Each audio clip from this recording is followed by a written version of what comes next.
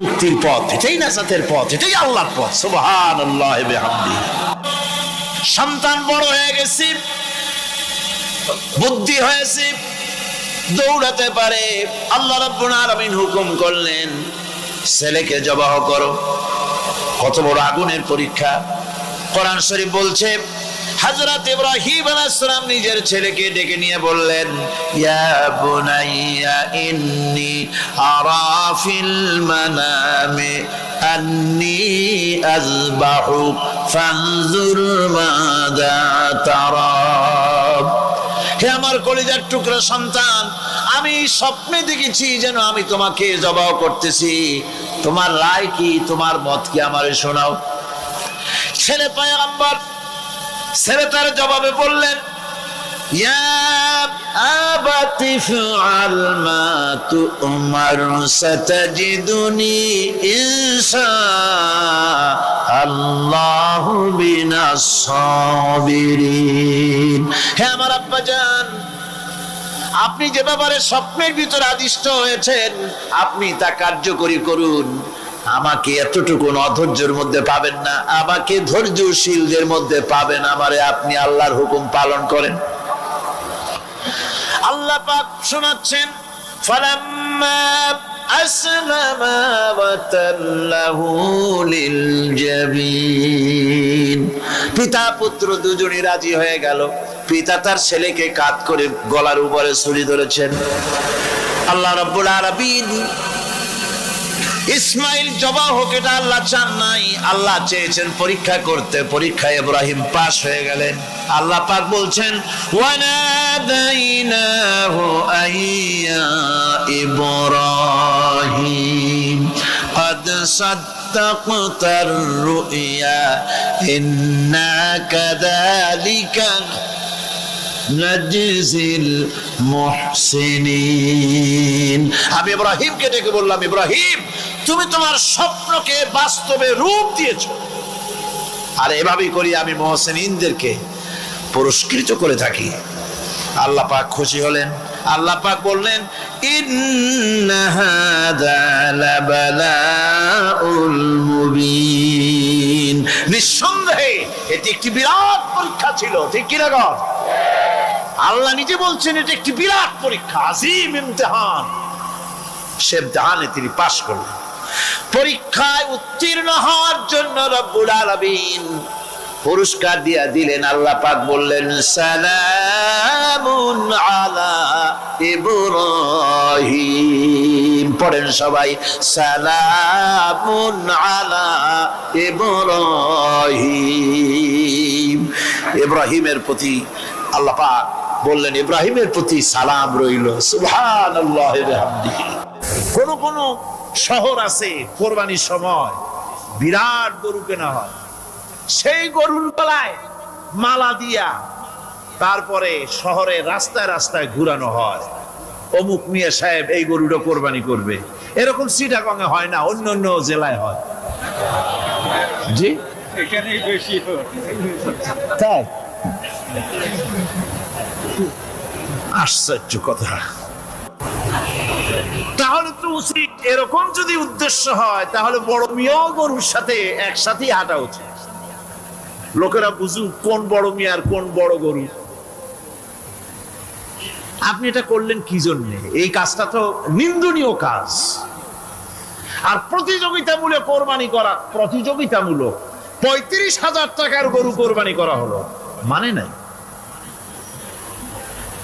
মানুষকে শুনাইয়া, মানুষকে দেখাইয়া যদি করা হয় কোনো ফল পাওয়া যাবে না।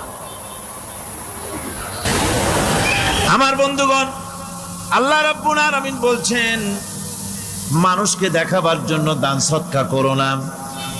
ইন তুবদুস সাদাকাতি ফানি'ম্মা হিয়া ওয়া ইন তুখফুহা ওয়া তু'তুহাল ফুকারা ফাহুয়া খায়রুল লাকুম ওয়া ইউকাফিরু আনকুম মিন সাইয়্যাতিকুম।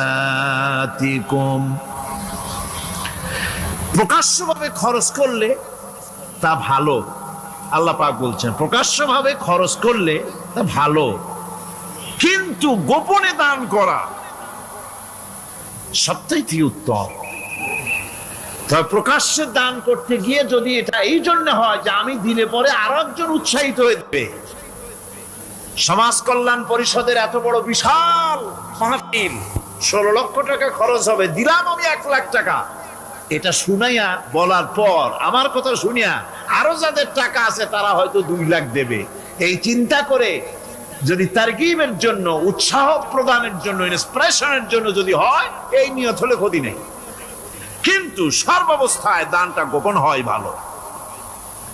আল্লাহ পাক বলেন, গোপনে যদি তুমি দান করো তাহলে আমি রব্বুল আলামিন ওই গোপন দানের বিনিময় তোমার সমস্ত গোপনীয় গুনাহগুলি আমি রব্বুল আলামিন মাফ করে দেব। তোমার গোপন গুনাহগুলি মাফ করে দেব। 5 নম্বরে হচ্ছে নির্বোধ আর অজ্ঞ লোকদেরকে প্রয়োজনের অতিরিক্ত টাকা দিবা না। দেখেন ইসলামের কি সুন্দর বিধান। বোকা, নির্বোধ, অজ্ঞ আছে না সমাজে? তুমি মহব্বতে, আল্লাহর মহব্বতে ওর লাগে 500 টাকা দিয়ে দিলা 5000 টাকা, এ তো সর্বনাশ করে ভালাবে, সে তো খারাপ জায়গায় তা ব্যয় করবে। এই জন্য অজ্ঞ লোকদেরকে, নির্বোধ লোকদেরকে প্রয়োজনের অতিরিক্ত দিতে আল্লাহ নিষেধ করেছেন। তবে আল্লাহর ইচ্ছা হচ্ছে এই যে যত বড় পাপী হোক আর যত বড় খোদাদ্রোহী হোক না কেন, প্রত্যেকের খাওয়া, পড়া, শিক্ষা, চিকিৎসা গ্যারান্টি দিতে হবে। সুবহানাল্লাহ। কোন এর নাম তো আল্লাহ, এর নাম কি? আল্লাহ পাক, যার ভেতরে কোনো কার্পণ্যতা নাই। আল্লাহরে মানলেও আল্লাহ খাইতে দেন, না মানলেও দেন, সকলকেই দেন সমভাবে।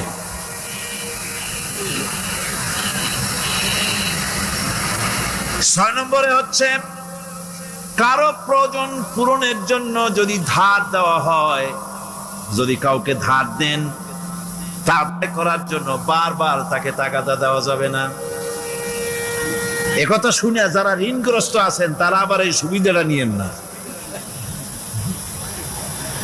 সামর্থ্য থাকতে যদি যার কাছ থেকে ধার এনেছেন তাকে যদি কষ্ট দেন, অবশ্যই আল্লাহর কাছে আসামি হতে হবে কিয়ামতের দিন, কোনো সন্দেহ নাই।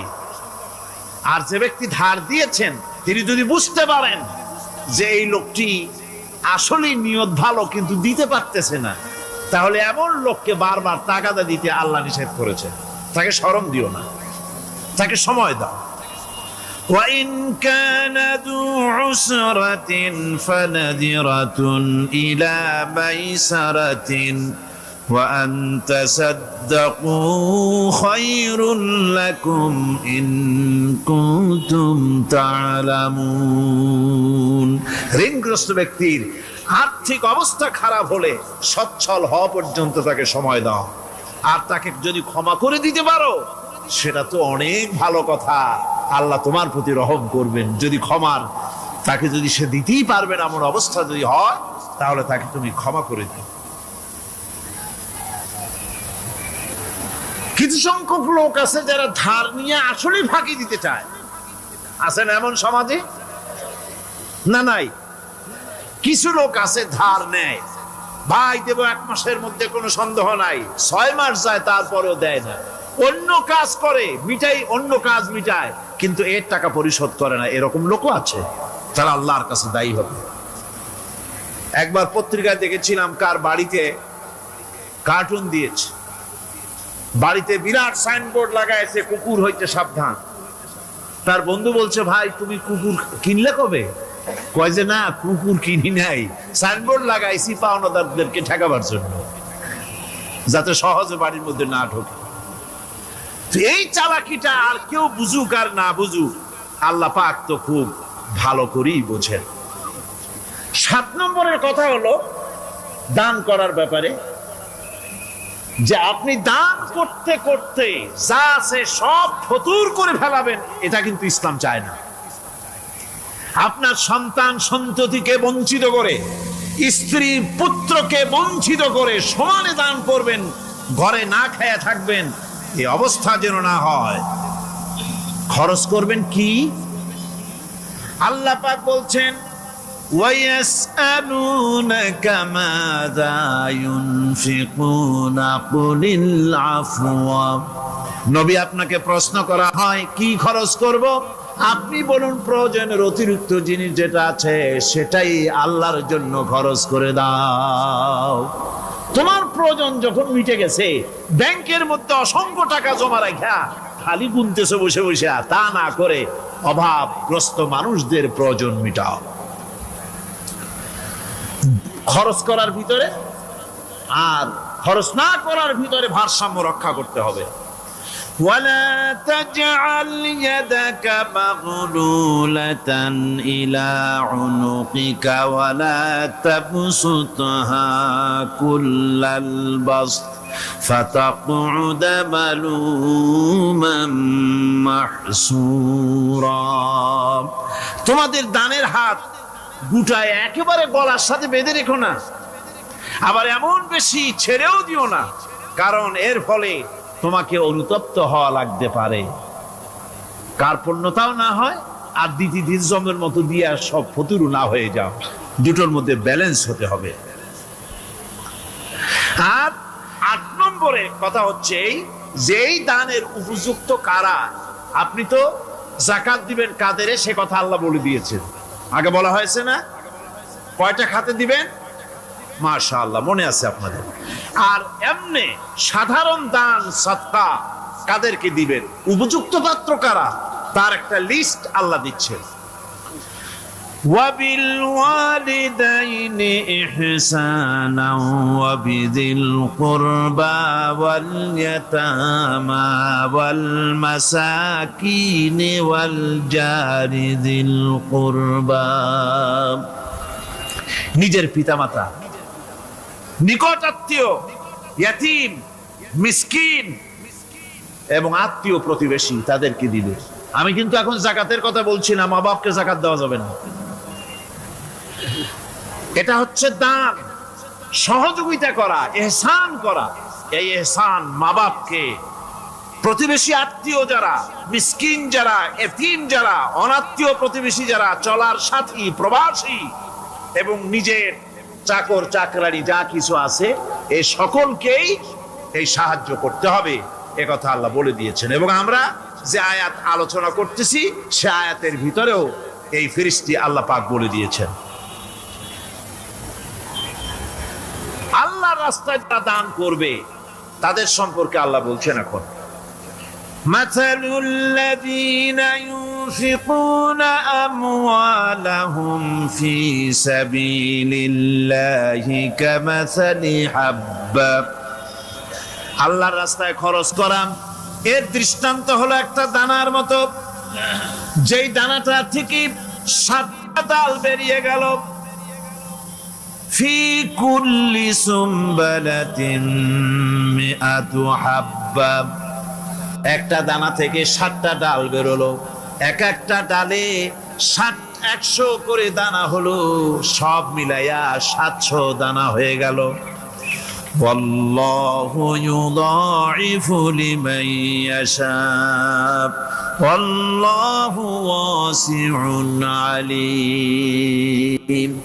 আল্লাহ পাক বলেন এই পৃথিবীতে একটা দানায় 700 দানা যে আল্লাহ রাব্বুল আলামিন তোমার হাতে ধরায় দিলেন, সে আল্লাহ পাকের ব্যাংকে যদি টাকা জমা রাখো, আল্লাহর রাস্তায় যদি খরচ করো, 700 গুণ বাড়ায় আল্লাহ তোমার হাতে ধরাইয়া দিবেন। আল্লাহু ইউদাইফু লিমান ইয়াশা, আর আল্লাহ ইচ্ছে করলে এর থেকেও বেশি তোমাকে দান করবেন। সুবহানাল্লাহ কোন জোরে। আর এই দান করতে হবে মরার আগে। কোন সময় দেবেন কোন? আমার দেশে বহু মুসলমান আছে যারা বলে হুজুর আসি আপনাদের পিছনে, যা বলেন আসি, জীবন দিয়া দেব। এরা খুব চালাক, জীবন দিতে চায়, মাল দিতে চায় না। আল্লাহ তো আগে জীবন চায় নাই, আল্লাহ আগে কি চেয়েছেন? কোন আল্লাহ আগে কি চেয়েছেন? আল্লাহ চেয়েছেন মাল। وَتُجَاهِدُونَ فِي سَبِيلِ اللَّهِ بِأَمْوَالِكُمْ وَأَنفُسِكُمْ। আল্লাহ পাক বলেন জিহাদ করো আমার রাস্তায় মাল দিয়ে আর জান দিয়ে। মাল দাও আগে, মাল না দিয়া যদি আগে মরে যাও মালটা তো থেকেই গেল। সুতরাং মাল আগে আমার রাস্তায় দাও। দেবা কখন? মরার আগে দাও। وأنفقوا مما رزقناكم من قبل أن يأتي أحدكم الموت। আমার রাস্তায় খরচ করো মৃত্যু আসার আগে। فيقول رب لولا أخرتني إلى أجل قريب। যদি মরার আগে না দাও, মৃত্যুর সময়, মৃত্যু যখন এসে গেল সেই সময় যদি বলো, অনুশোচনা যদি করো, আহারে যদি আমি সময় পাইতাম, একটু খানিক যদি সময় দিতে আল্লাহ, একটু সময় আমারে যদি দাও, ফাসাদ্দাকা ওয়া আকুম মিনাস সালিহিন। দান সদকা করব, সব আল্লাহর রাস্তায় দিয়ে দেব, আর আমি সালেহ বান্দাদের মধ্যে শামিল হয়ে যাব। আল্লাহ একটু সময় আমারে দাও। আল্লাহ পাক বলছেন ওয়ালা ইউআখিরাল্লাহু নাফসান ইযা জাআ আজালুহা আল্লাহু খাবীরুম বিমা তা'মালুন। মৃত্যুর নির্ধারিত সময় আসলে এক সেকেন্ড আগে পাশে করা হবে না। সুতরাং মৃত্যুর আগে খরচ করো। আপনি মনে করবেন যে আপনি মরে গেলে পরে আপনার ছেলে মেয়ে আপনার জন্য করবে, খরচ করবে। হ্যাঁ করবে ঠিক, মরার পরে কুলখানির পরে 40, তারপরে শেষ, এরপর আর করবে। আপনার ছেলে মেয়ে যে আপনার জন্য করবে তার প্রমাণ তো আপনি নিজে। আপনি আপনার ছেলের মেয়ের জন্য কি করে, আপনার মা বাবার জন্য কি করছেন? আপনার মা বাবার জন্য যদি আপনি কিছু না করে থাকেন, আপনার ছেলে মেয়ে আপনার জন্য করবে না। সুতরাং নিজের কাজ নিজে করেন। আপনার পিঠ যদি চুলকায় আর নাতিরে যদি বলেন নাতি পিঠটা চুলকায় দাও, সে যে জায়গা চুলকাবে আপনি করবেন উত্তর দিকে, সে উত্তর দিকে, দক্ষিণ দিকে, উপরে, নিচে, পিঠে, পাশার কাছে। যে জায়গায় আঙ্গুল দেবে আপনি করবেন ওখানে না, আবার আরেকটু উপরে দাও, আরেকটু পাশে দাও, জায়গা মতো পড়বেই না। আর কষ্ট করে নিজের হাতটা যদি পৌঁছাইতে পারেন জায়গা মতো পড়ে, একবার চুলকানি মারলেই চুলকানি শেষ। ঠিক কিনা? সুতরাং আপনি অন্যের উপরে ভরসা না করে নিজের খরচ নিজেই করে যান, নিজের কাজ নিজে করে যান, আল্লাহর রাস্তায় খরচ করে যান, বেশি পরিমাণে খরচ করেন। যত খরচ করবেন আল্লাহ রাব্বুল আলামিন রাজি হয়ে যাবে। কোন সুবহানাল্লাহ। যাকাত কোথায় কোথায় ব্যয় করবেন, কারে কারে দিবেন?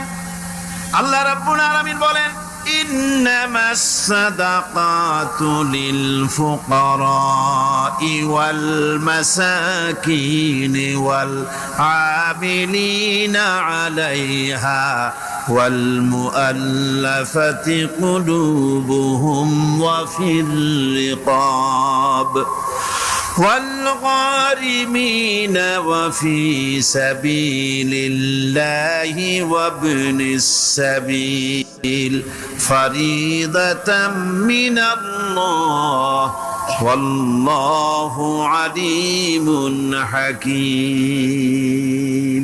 সূরা তাওবার মধ্যে আল্লাহ পাক যাকাত কোথায় কোথায় দিবেন খাতগুলি আল্লাহ বলে দিচ্ছেন। কোন আলহামদুলিল্লাহ। যেখানে সেখানে যাকাত দেওয়া যাবে না। যাকাতের জন্য খাত হচ্ছে 8টা। যাকাতের জন্য খাত কয়টা? 8টা। 8টি খাতে আপনার যাকাতের টাকা আপনি ব্যবহার করবেন, ব্যয় করবেন। প্রথম দিবেন ফকিরদেরকে। প্রথম দিবেন কাদেরকে? ফকির। ফকির কারা? ফকির হচ্ছে নিজের জীবন জীবিকায় অন্যের মুখাপেক্ষী। তারপরে শিশু, এতিম, বিধবা,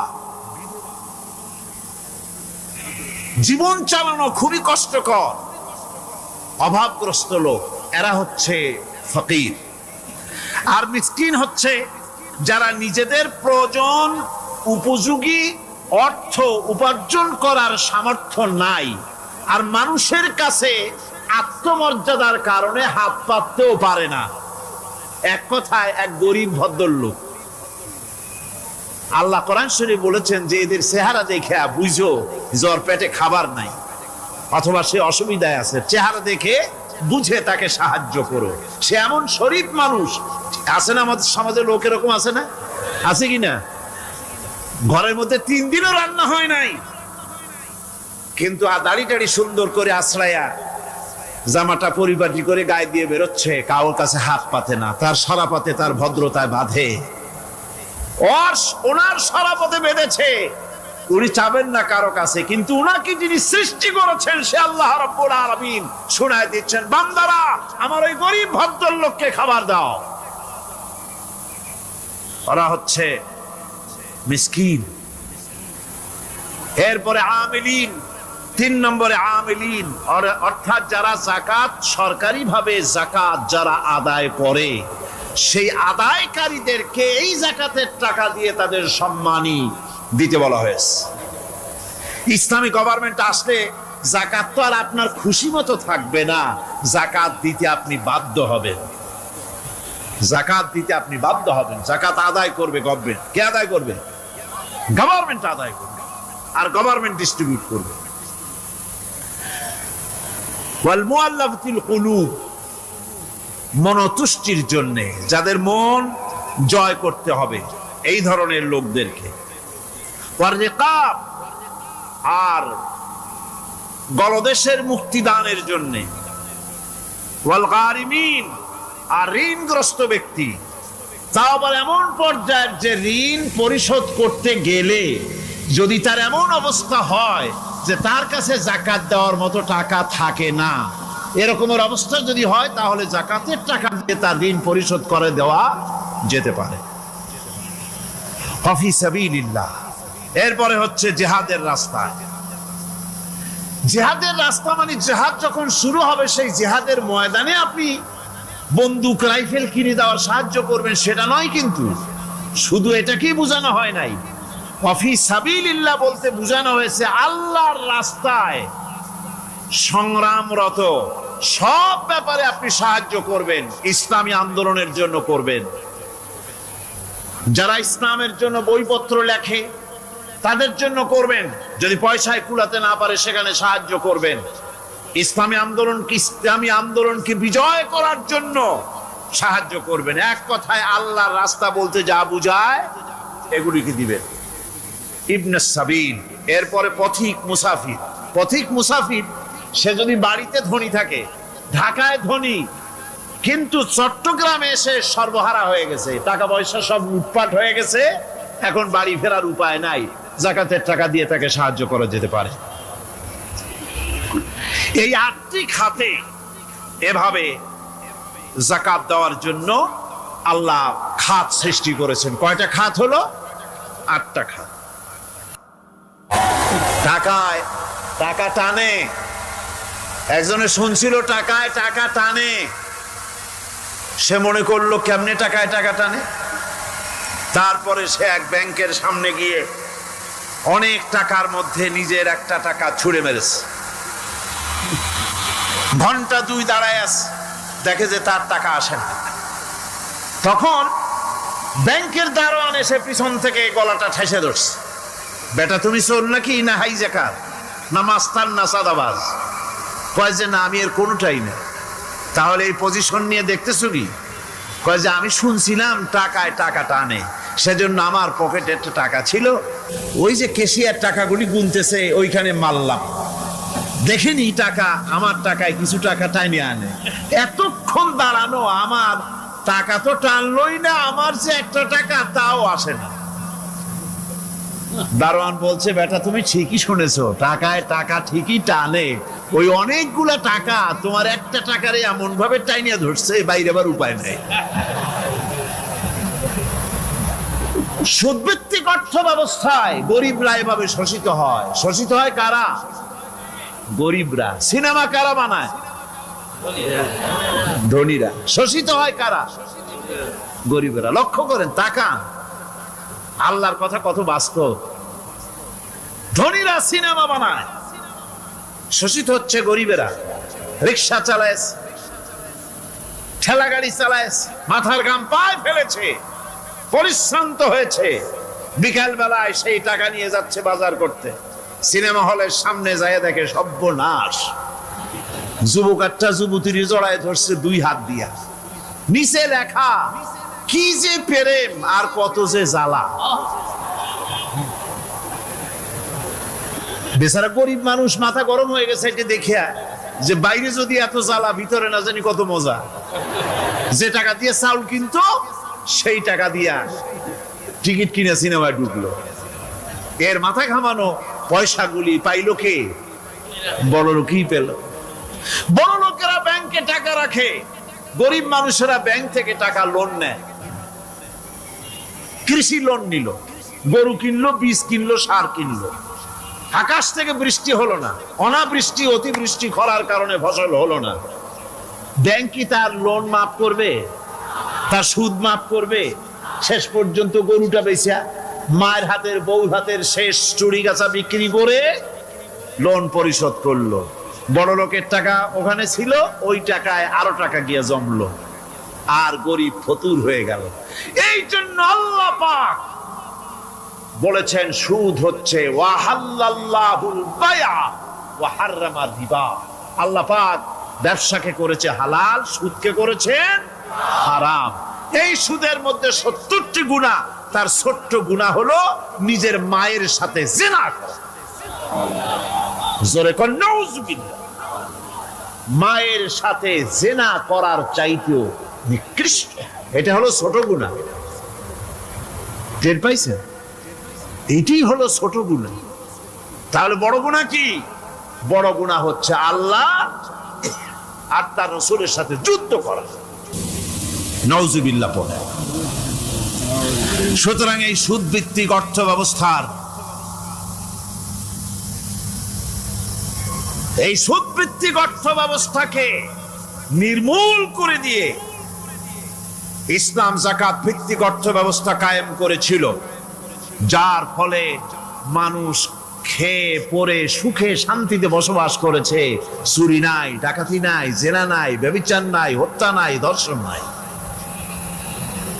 এমন এক সময় এসেছিল কোরআনে কারিমের বরকতে, যাকাত ভিত্তিক অর্থনীতির বরকতে, এমন এক সময় এসেছিল ময়দানে ঢোল পিটানো হতো বাজারে বাজারে, যাকাত কে নেবে, যাকাত কে নেবে, যাকাত কে নেবে। একজন মানুষও খুঁজে পাওয়া যায় নাই যে বলবে যাকাত আমার দরকার। গল্প করলাম? এটা কি গল্প? এটা বাস্তব। হযরতে ওমর বিন আব্দুল আজিজ রাহমাতুল্লাহ আলাইহির জামানায় সাদকার টাকা নিয়ে 3টি দিন একজন ঘুরেছেন গ্রামে গ্রামে, ময়দানে ময়দানে। একটা গরিব খুঁজতেছেন সদকার টাকা দেবে, গরিব খুঁজে পাওয়া যায় না। ক্লান্ত শ্রান্ত হয়ে মরুদ্যানের ভিতরে আরাম করতেছেন, এমন সেখানে আর একটা লোক আসছে, ধুলা মলিন বড় একটা বস্কা তার সাথে।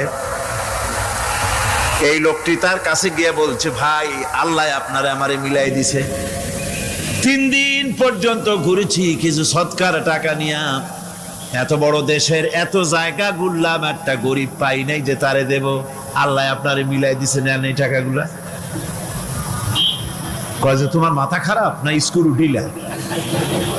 তুমি কি মনে করছো আমার এই বস্কার মধ্যে ছেঁড়া খাতা? তোমার টুপলায় যে টাকা আছে আমার বস্তায় তার থেকে অনেক বেশি টাকা আছে। তুমি ঘুরতেছো 3 দিন, আমি ঘুরতেছি সপ্তাহকাল, একটা ভিক্ষুক পাই নাই। এটা কিসের বরকতে? ইসলামী অর্থনীতির বরকতে। যখন কিসের বরকতে? কপাল পোড়া জাতি, কপাল পোড়া জাতি। সেই বরকতপূর্ণ সমাজ ব্যবস্থার দিকে না গিয়ে কোন নেতা কোন নেত্রী কি কইল সেদিকে দৌড়ায়, সেদিকেই দৌড়ায় পাগলের মতো। হেমিলেনের বংশীবাদক বাঁশি বাজায় চললো, আর ইঁদুর বাঁদর সব পিছনে ছুটলো। এর কোনো মানে হয় না। কোরআনে কারিমের 3টি আয়াতে যাকাতের কথা এভাবে বলা হয়েছে, ইয়া আইয়ুহাল্লাযীনা আমানু أنفقوا من طيبات ما كسبتم ومما أخرجنا لكم من الأرض হে ইমানদার লোকেরা, তোমরা যে সব পবিত্র অর্থ সম্পদ উপার্জন করো সেগুলি, এবং আমি জমিন থেকে তোমাদের যে ফসল দান করি, ফসল উৎপাদন করে দেই, তার থেকে তোমরা আল্লাহর পথে খরচ করো। এগুলো 1 নম্বর আয়াত। 2 নম্বর, প্রথম আয়াত বলা হয়েছে সূরা বাকারায়, আর সূরা আনআমে বলা হচ্ছে কুলু মিন সামারিহি ইযা আসমারা ওয়া আতু হাক্কাহু ইয়াওমা হাসাদিহি। তার উৎপাদিত ফল ফসল তোমরা খাও, আর ফসলের একটি অংশ ফসল কাটার দিনেই আল্লাহর হকটা, আল্লাহর অধিকারটা আদায় করে দাও। যেদিন তোমরা ফসল কাটবে সেদিনই অধিকারটা আদায় করে দাও। এই যে একটা ফরজ, এই ফরজটা মুসলমানেরা বেমালুম ভুলে গিয়েছে। ফসলের যাকাত তারা দেয় না। ফসলের যাকাতকে বলা হয় ওশর। কি বলা হয়? ওশর। এই ওশর এখন যদি আপনি গ্রামে গিয়া কোন শিক্ষিত লোককেও যদি জিজ্ঞেস করেন, ভাই ওশর কি চেনো? সে বলবে, ভাই ওশর এটা কি জাতীয় প্রাণী, সারপোকা না তেলাপোকা না আরশোলা, আমি তো এই নামটাম তেমন শুনি টুনি নেই, বুঝবি না ওশরটা কি জিনিস। অথচ নামাজ রোজার মতোই ফরজ ওশর আদায় করা। কবে আদায় করবেন? যেদিন আপনি ফসল কাটবেন সেই দিনই ওশর আদায় করে দিবেন। পরিমাণটা কি হবে? পরিমাণ হবে আকাশের বৃষ্টির পানি দিয়ে, আকাশের বৃষ্টির পানি দিয়া যদি ফসল হয় তাহলে দিবেন 10 ভাগের 1 ভাগ। 10 মণ যদি ধান হয়, গম হয়, ডাল হয়, 1 মণ আল্লাহর অধিকার আদায় করে দিবেন। অধিকারটা কার? আল্লাহ কি করবে দিয়ে? আল্লাহর অধিকার মানে গরিবের অধিকার, গরিবের হক। এই অধিকারটা আদায় করে দাও। 10 মণ হলে কয় মণ? কি হলে? যদি আকাশের বৃষ্টির পানিতে হয়।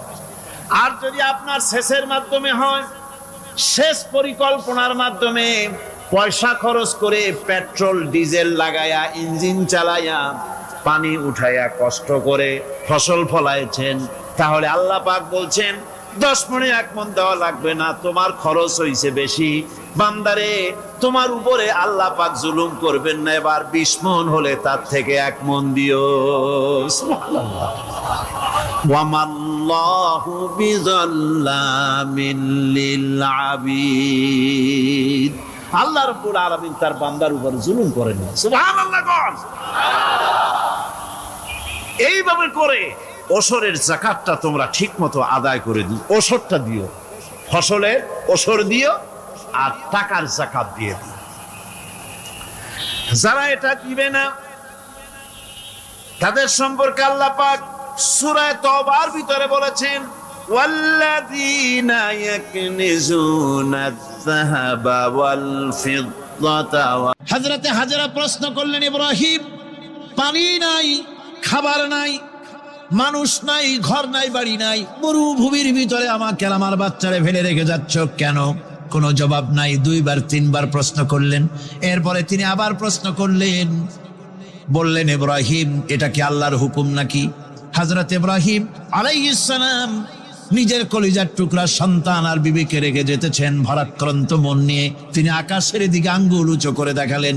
হযরত হাজরা বুঝলেন ইনি তো আল্লাহর পয়গম্বর, আমার কোন অপরাধে এভাবে ফেলে যাওয়ার কথা নয়। তিনি বুঝলেন এটা আল্লাহর হুকুম। হযরতে হাজরা বললেন, ইব্রাহিম রে, নিশ্চিন্ত মনে বাড়ি ফিরে যাও, আমার মনে কোনো চিন্তা নাই, কোনো পেরেশানি আর এখন নাই। আল্লাহর হুকুমে যদি আমাকে এই মরুভূমির ভিতরে ফেলে যেয়ে থাকো, তাহলে আমি ওই আল্লাহর প্রতি এতটা ভরসা রাখি যে এই মরুভূমির ভিতরে জল পানি শূন্য, খাদ্য শূন্য জায়গায় আমি আমার বাচ্চাকে আল্লাহ রব্বুল আলামিন না খাওয়াইয়া মারবেন না। দ্বিতীয় পরীক্ষায় পাশ করল। 3 নম্বরে পরীক্ষা হলো সন্তান বড় হয়ে গেছে, বুদ্ধি হয়েছে, দৌড়াতে পারে। আল্লাহ রাব্বুল আলামিন হুকুম করলেন ছেলেকে জবাহ করো। কত বড় আগুনের পরীক্ষা! কোরআন শরীফ বলছে হযরত ইব্রাহিম আলাইহিস সালাম নিজের ছেলেকে ডেকে নিয়ে বললেন, ইয়া বুনাইয়া ইন্নী আরা ফিল মানামি আন্নী আযবাহুক ফানজুর মাযা তারা। হে আমার কলিজার টুকরা সন্তান, আমি স্বপ্নে দেখেছি যেন আমি তোমাকে জবাহ করতেছি, তোমার রায় কি, তোমার মত কি, আমারে শোনাও। ছেলে পয়গম্বর, ছেলে তার জবাবে বললেন, ইয়া আবাতি ফাআল মা তু'মার সাতাজিদুনি ইনশাআল্লাহু মিনাস সাবিরিন। হে আমার আব্বাজান, আপনি যে ব্যাপারে স্বপ্নের ভিতরে আদিষ্ট হয়েছেন আপনি তা কার্যকরী করুন।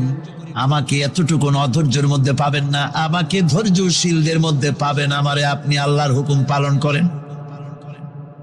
আল্লাহ পাক শোনাচ্ছেন, ফালাম্মা আসলামা ওয়া তাল্লাহু লিল জাবিন। পিতা পুত্র দুজনই রাজি হয়ে গেল। পিতা তার ছেলেকে কাঁধ করে গলার উপরে ছুরি ধরেছেন। আল্লাহ রাব্বুল আলামিন ইসমাইল জবাহ হোক এটা আল্লাহ চান নাই, আল্লাহ চেয়েছেন পরীক্ষা করতে। পরীক্ষায় ইব্রাহিম পাস হয়ে গেলেন। আল্লাহ পাক বলছেন, ওয়ানাদাইনাহু আইয়া ইব্রাহিম ক্বাদ সাদ্দাকতার রুইয়া ইন্না কাযালিকা নাজজিল মুহসিনিন। আমি ইব্রাহিমকে ডেকে বললাম, ইব্রাহিম তুমি তোমার স্বপ্নকে বাস্তবে রূপ দিয়েছো, আর এভাবেই করি আমি মুহসিনিনদেরকে পুরস্কৃত করে থাকি। আল্লাহ পাক খুশি হলেন। আল্লাহ পাক বললেন, ইন্না হাযা লাবালাউল মুবিন। নিঃসন্দেহে এটি একটি বিরাট পরীক্ষা ছিল, ঠিক কি না গণ? আল্লাহ নিজে বলছেন এটা একটি বিরাট পরীক্ষা, আজিম ইমতিহান। সে ইমতিহানে তিনি পাশ করলেন। পরীক্ষায় উত্তীর্ণ হওয়ার জন্য রব্বুল আলামিন পুরস্কার দিয়া দিলেন। আল্লাহ পাক বললেন, সালামুন আলা ইব্রাহিম। পড়েন সবাই, সালামুন আলা ইব্রাহিম। ইব্রাহিমের প্রতি আল্লাহ পাক বললেন, ইব্রাহিমের প্রতি সালাম রইল। সুবহানাল্লাহি ওয়া বিহামদিহি। হযরত ঈসা আলাইহিস সালামকে খ্রিস্টানেরা তারা বলেছে, ওয়াকালাতিন নাসারাল মাসীহু ইবনুল্লাহ। মসিহ হচ্ছে কার ছেলে? নাউযুবিল্লাহ। বলেন সবাই নাউযুবিল্লাহ। তাকে যখন আল্লাহর ছেলে বলা হলো, আল্লাহর পুত্র বলা হলো, রব্বুল আলামিন তার জবাবে বললেন, ইন হুয়া ইল্লা আবদুন আনআমনা আলাইহি। তিনি তো একজন বান্দা, তিনি আমার বান্দা ছাড়া আর কিছুই নন। আমি তার প্রতি অনুগ্রহ করেছি। বান্দা, আমার বান্দা। আল্লাহ পাকের বান্দা হওয়ার ব্যাপারে কোন মানুষের লজ্জা থাকার কথা নয়। এমনকি আল্লাহ পাক ঈসা আলাইহিস সালাম সম্পর্কে বলছেন, লা ইয়াস্তানকিফাল মাসীহু আইয়াকুনা আবদান লিল্লাহি ওয়ালাল মালাইকাতুল মুকাররাবুন। মসিহ আল্লাহর বান্দা, তাতে কখনো বিন্দু মাত্র লজ্জা তিনি পোষণ করেন নাই যে আমি আল্লাহর বান্দা, আল্লাহর গোলাম। এটা একটা কথা হইল? এরকম লজ্জা তিনি পোষণ করেননি। এমনকি তার নিকটবর্তী ফেরেশতা যারা, তারাও আল্লাহর বান্দা গোলাম হওয়ার জন্য তাদের ভিতরে কোনো লজ্জা নাই। যারা নাকি আল্লাহর গোলাম, এই ব্যাপারে যাদের মধ্যে লজ্জার সৃষ্টি হয়, আল্লাহর গোলাম এটা কেমন কথা, বান্দা হওয়াটা কেমন কথা। যারা গোলামীকে অস্বীকার করে তাদের সম্পর্কে আল্লাহ পাক বলছেন, ওয়া মাইয়াস্তানকিফ আন ইবাদাতিহি ওয়া ইস্তাকবির ফাসায়াহশুরুহুম ইলাইহি জামিআ। কেউ যদি আল্লাহর বন্দেগী করার ব্যাপারে লজ্জা পোষণ করে, যদি লজ্জার কারণ মনে করে, অহংকার করে, গৌরব করে, তাহলে তারা পালাবে কোথায়, যাবে কোথায়? আমি কিয়ামতের দিন সবগুলিকে এক জায়গায় করে ফেলবো। সুতরাং আল্লাহ পাকের গোলামিতে আল্লাহ যে বান্দা বলে যখন ডাকেন, লজ্জার কোনো কারণ নাই। অহংকার যে করবে সে নিজেকে ধ্বংস করবে। আল্লাহ পাক সব নবীদেরকে নিজের বান্দা বলেছেন। নবীরা কি আল্লাহ পাকের বান্দা। হযরত ইউসুফ আলাইহিস সালাম সম্পর্কে আল্লাহ পাক বলছেন, কাযালিকা লিনাসরিফা আনহু সুআ ওয়াল ফাহশা ইন্নাহু মিন ইবাদিনাল মুখলাসিন। এরূপই ঘটলো যাতে আমি ইউসুফ আলাইহিস সালামকে, আমার বান্দা, তাকে আমি নির্লজ্জতা ইত্যাদি থেকে আমি রক্ষা করেছি। নিশ্চয়ই হযরত ইউসুফ ছিল আল্লাহ পাকের বান্দা, আল্লাহ পাকের আব্দ। রাসূল করিম সাল্লাল্লাহু আলাইহি ওয়াসাল্লাম তিনি হচ্ছেন সর্বশ্রেষ্ঠ আল্লাহর পয়গম্বর। তার থেকে শ্রেষ্ঠ নবী আর কি কেউ আছে? জোরে বলেন, আছে? তার থেকে মাহবুব, তার থেকে শ্রেষ্ঠ আল্লাহর কাছে আর কেউ নাই। সেই নবীকে আল্লাহ রাব্বুল আলামিন কোরআনে কারীমের ভিতরে তাকে আব্দ বলেছেন। কি বলেছেন? অনেকগুলি আয়াত আছে যে আয়াতের ভিতরে আল্লাহ পাক তার নাম নেন নাই, নবী বলেন নাই, রাসূল বলেন নাই, শুধু বলেছেন আব্দ। যেমন ফাআওহা ইলা আবদিহি মা আওহা। অতঃপর তার বান্দার নিকট যা ওহী করার ছিল তা তিনি করলেন। সেই বান্দাকে মুহাম্মদ সাল্লাল্লাহু আলাইহি ওয়াসাল্লাম। অন্য আয়াতে আল্লাহ পাক বলছেন, وأنه لما قام عبد الله يدعوه كادوا يكونون عليه لبدا। আর এই আল্লাহর বান্দা যখন নামাজ পড়তে দাঁড়িয়ে গেল, আল্লাহকে ডাকার জন্য যখন দাঁড়ালো, তখন লোকেরা তার উপরে ঝাঁপিয়ে পড়লো। ঝাঁপিয়ে পড়ার জন্য প্রস্তুতি গ্রহণ করলো। এখানে আব্দ বলা হয়েছে কাকে? মুহাম্মদ সাল্লাল্লাহু আলাইহি সাল্লামকে। এভাবে করে অন্য এক আয়াতে আল্লাহ পাক তার হাবিবকে আব্দ বলছেন, বান্দা বলতেছেন, ইন কুনতুম ফি রাইবিম মিম্মা নাযালনা আলা আবদিনা। আমার বান্দার উপরে যে কিতাব নাজিল করেছি তাতে যদি তোমাদের কোনো সন্দেহ হয়, এই যে আমার বান্দার উপরে, ওই বান্দা কে? বলেন সবাই, মুহাম্মদ রাসূলুল্লাহ সাল্লাল্লাহু আলাইহি ওয়াসাল্লাম। অন্য আয়াতে বলা হচ্ছে, তাবারাকাল্লাযী নাযালাল ফুরকানা আলা আবদিহি লিয়াকুনা লিল আলামিনা নাযীরা। অতীব বরকতপূর্ণ সেই মহান সত্তা যিনি তার বান্দার উপরে ফুরকান নাজিল করেছেন। কে সেই বান্দা? মুহাম্মদ সাল্লাল্লাহু আলাইহি ওয়াসাল্লাম। মেরাজের ঘটনা বলতে গিয়ে আল্লাহ রাব্বুল আলামিন বলতেছেন, সুবহানাল্লাযী আসরা বিআবদিহি লাইলাম মিনাল মাসজিদিল হারামি ইলাল মাসজিদিল আকসা। পবিত্র সেই মহান সত্তা যিনি তার বান্দাকে ইসরা করিয়েছেন। কে সেই বান্দা? মুহাম্মদ রাসূলুল্লাহ সাল্লাল্লাহু আলাইহি ওয়াসাল্লাম। সুতরাং আবদিয়াত, ইবাদত, গোলামি, এটা হচ্ছে মানুষের জীবনের সবচেয়ে বড় মর্যাদাকর খেতাব আল্লাহর পক্ষ থেকে আল্লাহর বান্দা হওয়া। গোলামি পরিপূর্ণরূপে হবে কেবলমাত্র আল্লাহ পাকের। এই গোলামির জন্যই আল্লাহ পাক আমাদেরকে সৃষ্টি করেছেন, অন্য কোনো কাজে আমাদেরকে সৃষ্টি করেন নাই। সেই জন্য আমাদেরকে গোলামি করতে হবে, আনুগত্য করতে হবে কেবলমাত্র কার বলুন তো? এই গোলামি যদি সঠিকভাবে করি, যদি বান্দারা যারা আল্লাহ পাকের বান্দা বলে, গোলাম বলে নিজেদেরকে দাবি করে, যদি সঠিকভাবে ইবাদতটা করা যায়, তাহলে আল্লাহ তাদের জন্য কি ওয়াদা করেছেন শুনুন। দুনিয়ায় তাদেরকে আল্লাহ পুরস্কার দেবেন, আখিরাতেও দেবেন। এটা বন্ধ করে, দুনিয়া এবং আখিরাতে আল্লাহ পুরস্কার দেবেন। সে পুরস্কারটা কি? দুনিয়ার পুরস্কারটা আগে শোনেন। আল্লাহ পাক বলেন, যারা আমার ইবাদত করবে তাদের ব্যাপারে আমার ওয়াদা শোনো।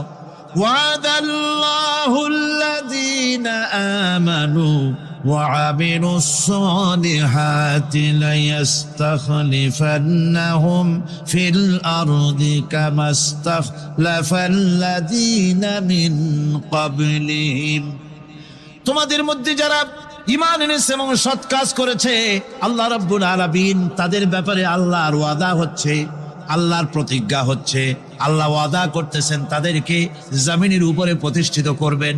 যেমন করে তোমাদের পূর্বপুরুষদেরকে প্রতিষ্ঠিত করা হয়েছিল ওইভাবে তোমাদেরকে প্রতিষ্ঠিত করা হবে। সুবহানাল্লাহ। প্রতিষ্ঠিত করা হবে মানে রাষ্ট্র ক্ষমতা দেওয়া হবে। কি দেওয়া হবে? যদি গোলাম হও, যদি কি হও? গোলাম।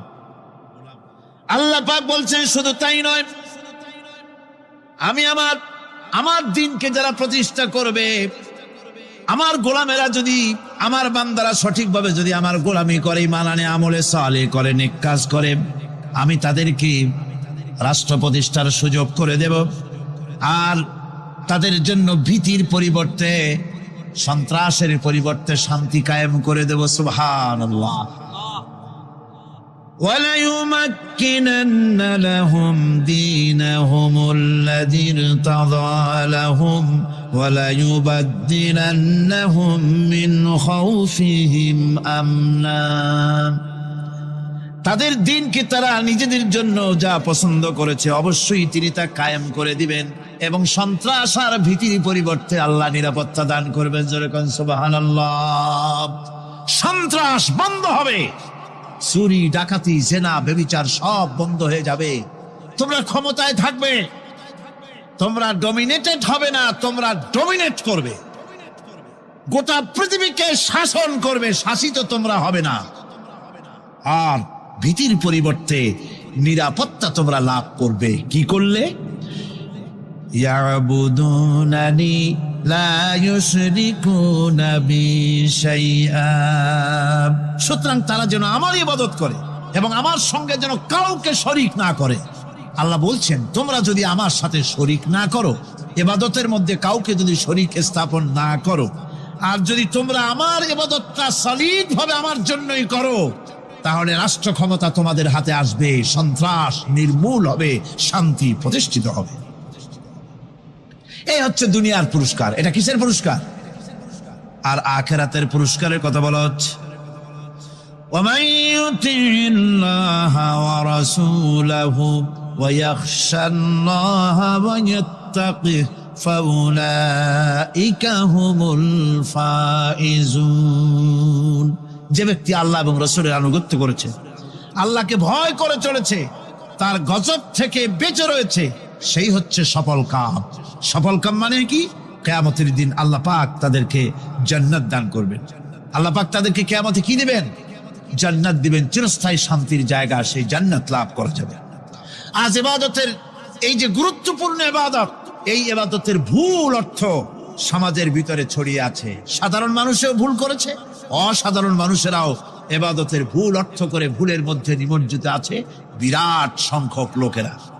সাধারণ মুসলমানেরা তারা যে ভুলটা করলো ইবাদতের অর্থ করতে গিয়ে, সেটা হলো এই, সাধারণ লোকেরা মনে করলো কয়েকটা অনুষ্ঠানের নাম হচ্ছে ইবাদত, নামাজ, রোজা, হজ, যাকাত, সাদকা, ফিতরা, এর নাম হলো ইবাদত। অনুষ্ঠান শেষে তারা নিজেদেরকে স্বাধীন মনে করলো। তারা আল্লাহ পাকের প্রত্যেকটি আইনের ধারাকে লঙ্ঘন করলো।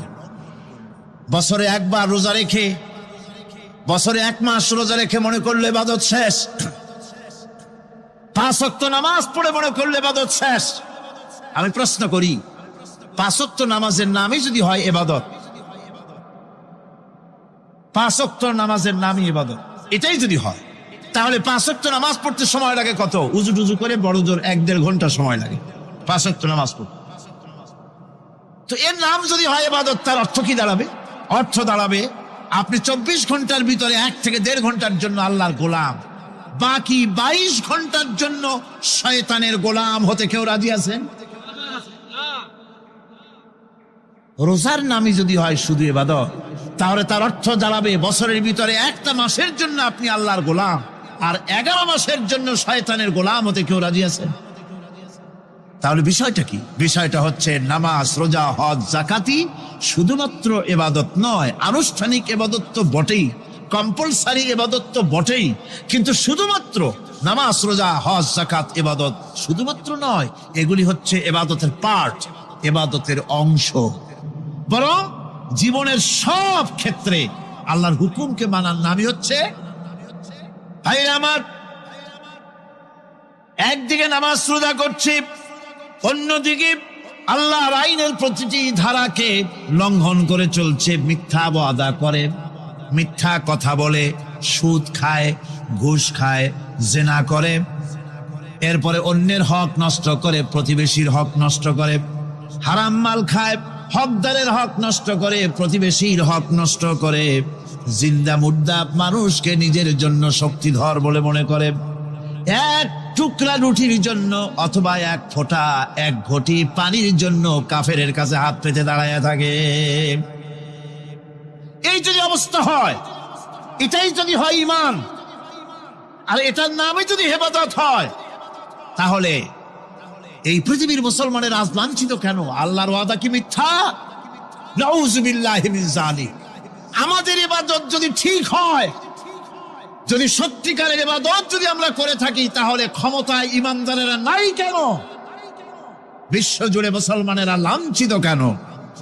তাহলে বুঝতে হবে ইবাদতের মধ্যে বিরাট গরমিল করে ফেলেছি, ঠিক কিনা? লক্ষ্য করুন, যেই লোকটা হজ করতেছে, উমরা করতেছে, নামাজ পড়তেছে, মসজিদ মাদ্রাসায় চান্দা দিতেছে, ওই লোকটি আবার ব্যাংকের থেকে সুদের টাকা নিয়ে ব্যবসা চালাইতেছে। ব্যবসা ঠিক রাখার জন্য, ইনকাম ট্যাক্স ফাঁকি দেওয়ার জন্য ব্যবসায়ীরা 2 ধরনের 3 ধরনের খাতা মেনটেন করছে। কথা ঠিক কিনা? মিথ্যা কথা বলছে, ঘুষ দিতেছে, বেশি করে বিদ্যুতের বিল যাতে না আসে সেজন্য যারা বিদ্যুৎ লাইনে আছে তাদেরকে পয়সা দিয়ে ম্যানেজ করতেছে, ঠিক কিনা? আমি পার্লামেন্টে বলেছি বিদ্যুৎ বাইরের থেকে আনতে হবে না, ঘুরে ঘুরে আবার বিদ্যুতের কথা আসলো। বিদ্যুৎ আনা লাগবে না, কারণ আমার দেশের চাহিদা হচ্ছে 2500 মেগাওয়াট, সেখানে 1800 মেগাওয়াট আমাদের আছে। আরেকদিকে 4টা বিদ্যুৎ প্রকল্প বন্ধ হয়ে আছে। ওই 4টি বন্ধ হওয়া প্রকল্প যদি চালু করা যায়, তাহলে 2900 মেগাওয়াট বিদ্যুৎ উৎপাদিত হতে পারে বলে বিশেষজ্ঞরা বলেছেন। তাহলে আমাদের উদ্বৃত্ত 400 মেগাওয়াট থেকে যাবে। এইটাকে বাইরের থেকে আনার কোনো দরকার নাই। বিদ্যুতের অপচয় বন্ধ করুন, বিদ্যুতের চুরি বন্ধ করেন। মিল কল কারখানা যাদের আছে, লক্ষ লক্ষ টাকা বিদ্যুৎ বিল হয়, কিন্তু লাইনম্যানদের সঙ্গে ম্যানেজ করে গভর্নমেন্টকে ফাঁকি দেওয়া হচ্ছে, ঠিক কিরকম? তোমার নামাজের দাম কি? তোমার হজের 7 পয়সা দাম নাই। তুমি রাষ্ট্রকে ফাঁকি দিয়েছ, তুমি জনগণকে ফাঁকি দিয়েছ, তুমি দেশের শত্রু। টেলিফোনে বিল 1000 টাকা, লাখ টাকার বেশি বিল হয়, লাইনম্যানের সঙ্গে ম্যানেজ করে 500, 700, 2000 টাকা দিয়ে সারিয়ে দেয়, ঠিক কিনা? এরা জাতির শত্রু, দেশের শত্রু। এদেরকে ফায়ারিং স্কোয়াডে নিয়ে ক্রাশ ফায়ার করে উড়ায় দেওয়া উচিত। এরা দেশের দুশ্মন। আজ সিস্টেম লসের নাম দিয়া বিদ্যুৎ চুরির আরেক ব্যবস্থা করা হয়েছে। সিস্টেম লস করে ওনারা নিজেরা, আর এর ভোগান্তি জনগণকে করতে হয়। কসাইয়ের মতো ছুরি দিয়া জবাও করে জনগণের কাছ থেকে সিস্টেম লসের চার্জ আদায় করা হয়। আমি পার্লামেন্টে বলেছি, মাননীয় স্পিকার, সিস্টেম লস এই নামটা উঠায় দেন, এই প্রথা বন্ধ করে দিন। বিদ্যুৎ ধার করা লাগবে না, আল্লাহ আমাদের দেশে যথেষ্ট দিছে, কোনো জিনিসের অভাব নাই। এখানে গ্যাস আছে, তেল আছে, বিদ্যুৎ আছে, পাট আছে, চা আছে, নাই কি? অন্তত 8.5 কোটি টাকার কাগজ গুদামের মধ্যে বন্দী হয়ে আছে। ভারতকে ক্ষতি করার জন্য সে দেশ থেকে কাগজ এনে খবরের কাগজ ছাপানো হচ্ছে, আর 8.5 কোটি টাকার কাগজ নষ্ট হয়ে যাচ্ছে আমার দেশের কাগজ। সুতরাং বলতেছিলাম একথাই বলতেছিলাম যে ঈমান আল্লাহর গোলাম হতে হলে ভুল করে বসেছি ইবাদতের অর্থ করতে, শুধু নামাজ রোজা হজ যাকাত মাজারে কিছু চান্দা দেওয়া, আগরবাতি মোমবাতি চাদর একটা দিয়া পীর সাহেবরে 10,000 টাকা চান্দা দিয়া মোছে তেল মাইখা দাঁত বাইর করে হাসে। বেহেশতে তো গেছি, আর দেরি কত? বেহেশতে তুমি যাবা, এত সহজ? দেশকে ফাঁকি দিছো, দেশকে ফাঁকি দিয়েছ, জনগণকে ফাঁকি দিয়েছ, নিজের মেয়েকে ফাঁকি দিয়েছে। বিবাহের সময় টাকা পয়সা দিয়া বিবাহ টিবাহ করায় দিল। ব্যবসা, ধানি সম্পত্তি, বাড়ির সম্পত্তি সব ছেলেদেরকে দিয়ে দিল, মেয়েটারে ফাঁকি দিয়ে দিল। দেয় না এরকম? ফুপুকে ফাঁকি দিল, বোনকে ফাঁকি দিল। এরপরে মোনাজাত করে সবে বরাতে, আল্লাহ আমারে বেহেশত দিও। ফেরেশতারা কয় মর তুই আগে, বেহেশত তোরে কেমনে দেয় ভালো করে দেখায় দেব। বেটা তুই যাবি বেহেশতে? এত সোজা? ওটা মামু বাড়ির বারান্দা নাকি? এত সহজ নয়। সুতরাং সাধারণ মানুষ মারাত্মক ভুল করেছে এখানে। নামাজ রোজা হজ যাকাত ইবাদত, আর কিছু কি ইবাদত মনে করে নাই? আপনার চাকরি আপনার ইবাদত, চাকরিতে ফাঁকি দেওয়া যাবে না। আপনি সুস্থ মানুষ, মেডিকেল লিভ নিয়ে ওয়াজ মাহফিল অথবা কোনো ইজতেমায় যাওয়া যাবে না, কোনো চেল্লা দিতে যাওয়া যাবে না। মেডিকেল লিভ নিয়ে আপনি সুস্থ মানুষ, কেন আপনি মেডিকেল লিভ নিচ্ছেন? আপনি ফাঁকি দিতে পারবেন না। সরকারি চাকরি করেন, মিল কল কারখানায় চাকরি করেন, ফরজ নামাজ পড়েছেন ভালো কথা, সুন্নত পড়েছেন ভালো কথা, নফল পড়বেন না। জোহরের নফল পড়া বাদ দিন। যদি আপনি চাকরিজীবী হন, চাকরি করেন, ওটাই ইবাদত। এর নাম ইসলাম, এর নাম ইসলাম। গভর্নমেন্ট যে বেতন দেয় সেই বেতনের উপরে সন্তুষ্ট থাকুন, ঘুষ খাইয়েন না। যদি বেশি বেতন লাগে গভর্নমেন্টের কাছে দাবি জানান যে আমাদের বেতন বাড়ায় দাও। ঘুষ খাবেন কেন? হারাম। জোরে কোন এটা কি? এই ঘুষের টাকা মাজারে দিয়া, পীরেরে দিয়া আল্লাহরে খুশি করবেন, এত সহজ না, এত সহজ না।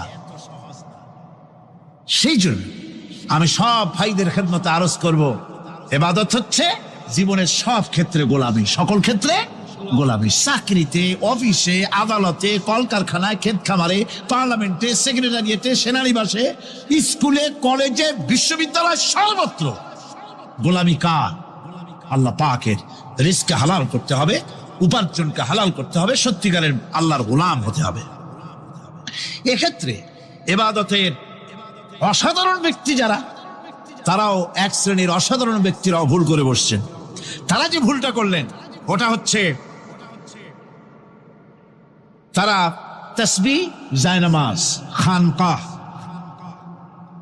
হুজরাখানা এর ভেতরে বসে জিকির আজগার করাটাকেই জীবনের জন্য আল্লাহর ইবাদত মনে করে নিলেন।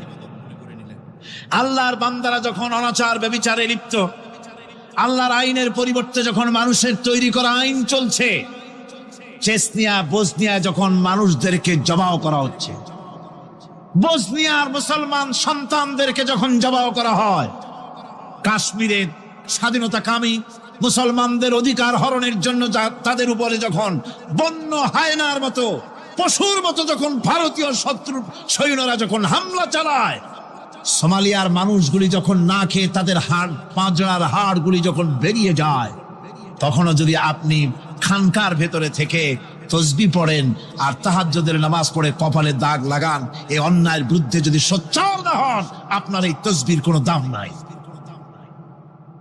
আপনাকে সোচ্চার হতে হবে, আপনাকে অন্যায়ের বিরুদ্ধে খাড়া হতে হবে।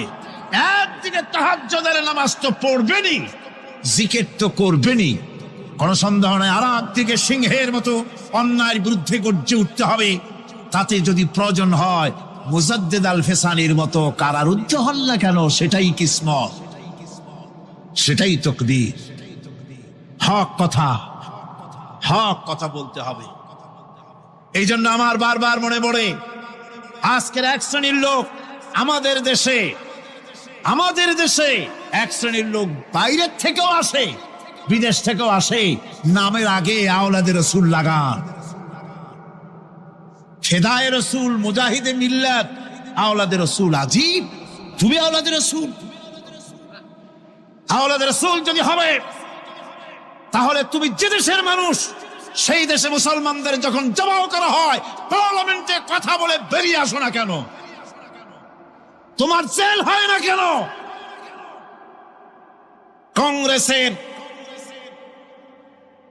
সেন্ট্রাল বডির সদস্য হয়ে আওলাদ রসুল লাগাইয়া বাংলাদেশের রাজনীতিতে নাক গলাতে দেওয়া হবে না।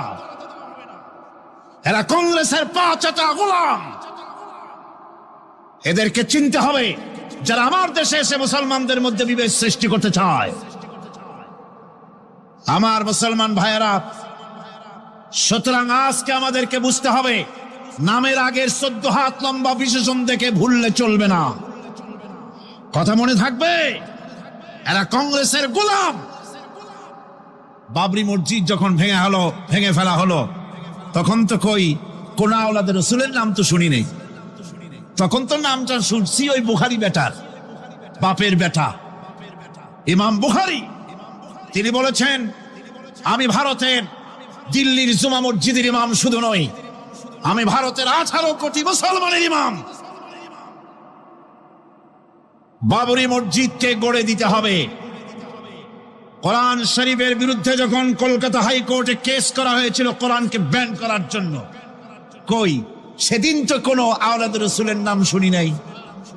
সেদিন তো ওই বুখারী বেটাই বলেছেন, ভারতের হাইকোর্ট থেকে কোন জাজ, কোন বিচারক যদি কোরআন শরীফ ব্যান করা হলে বলে এই কথাটি উচ্চারণ করে, তাহলে আমি তাকে পায়ের তলে পাড়িয়ে ধরে বাম হাত দিয়ে তার জিহ্বাটা টেনে ছিঁড়ে ফেলে দেব।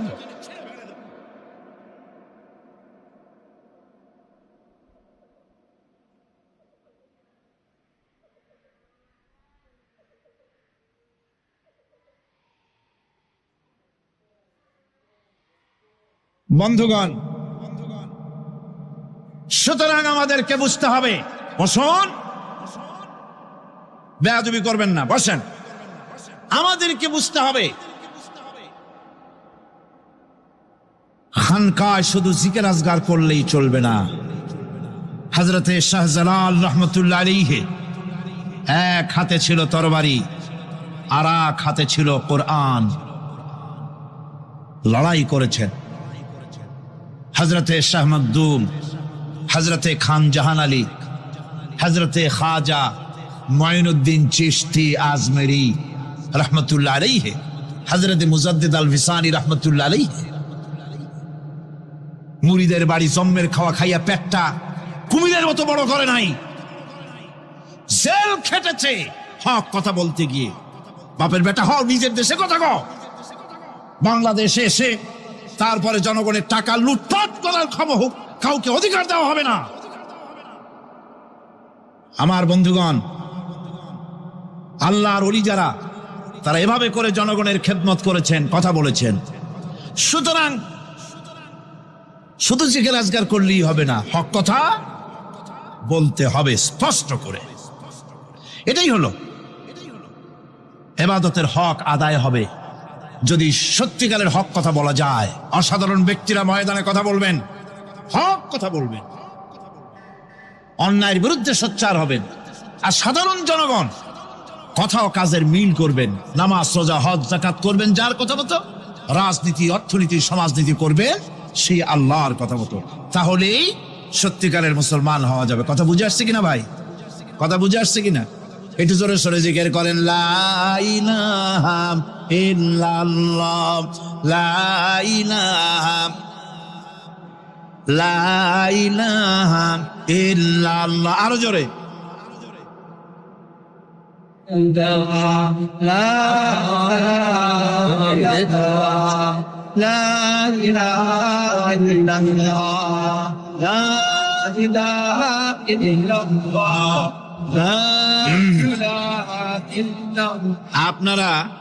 আপনারা যদি মাথা উঠাইয়া দেখতে থাকেন তো কি দেখবেন? মানুষের মাথা আর টুপি ছাড়া তো কিছুই দেখা যাবে না।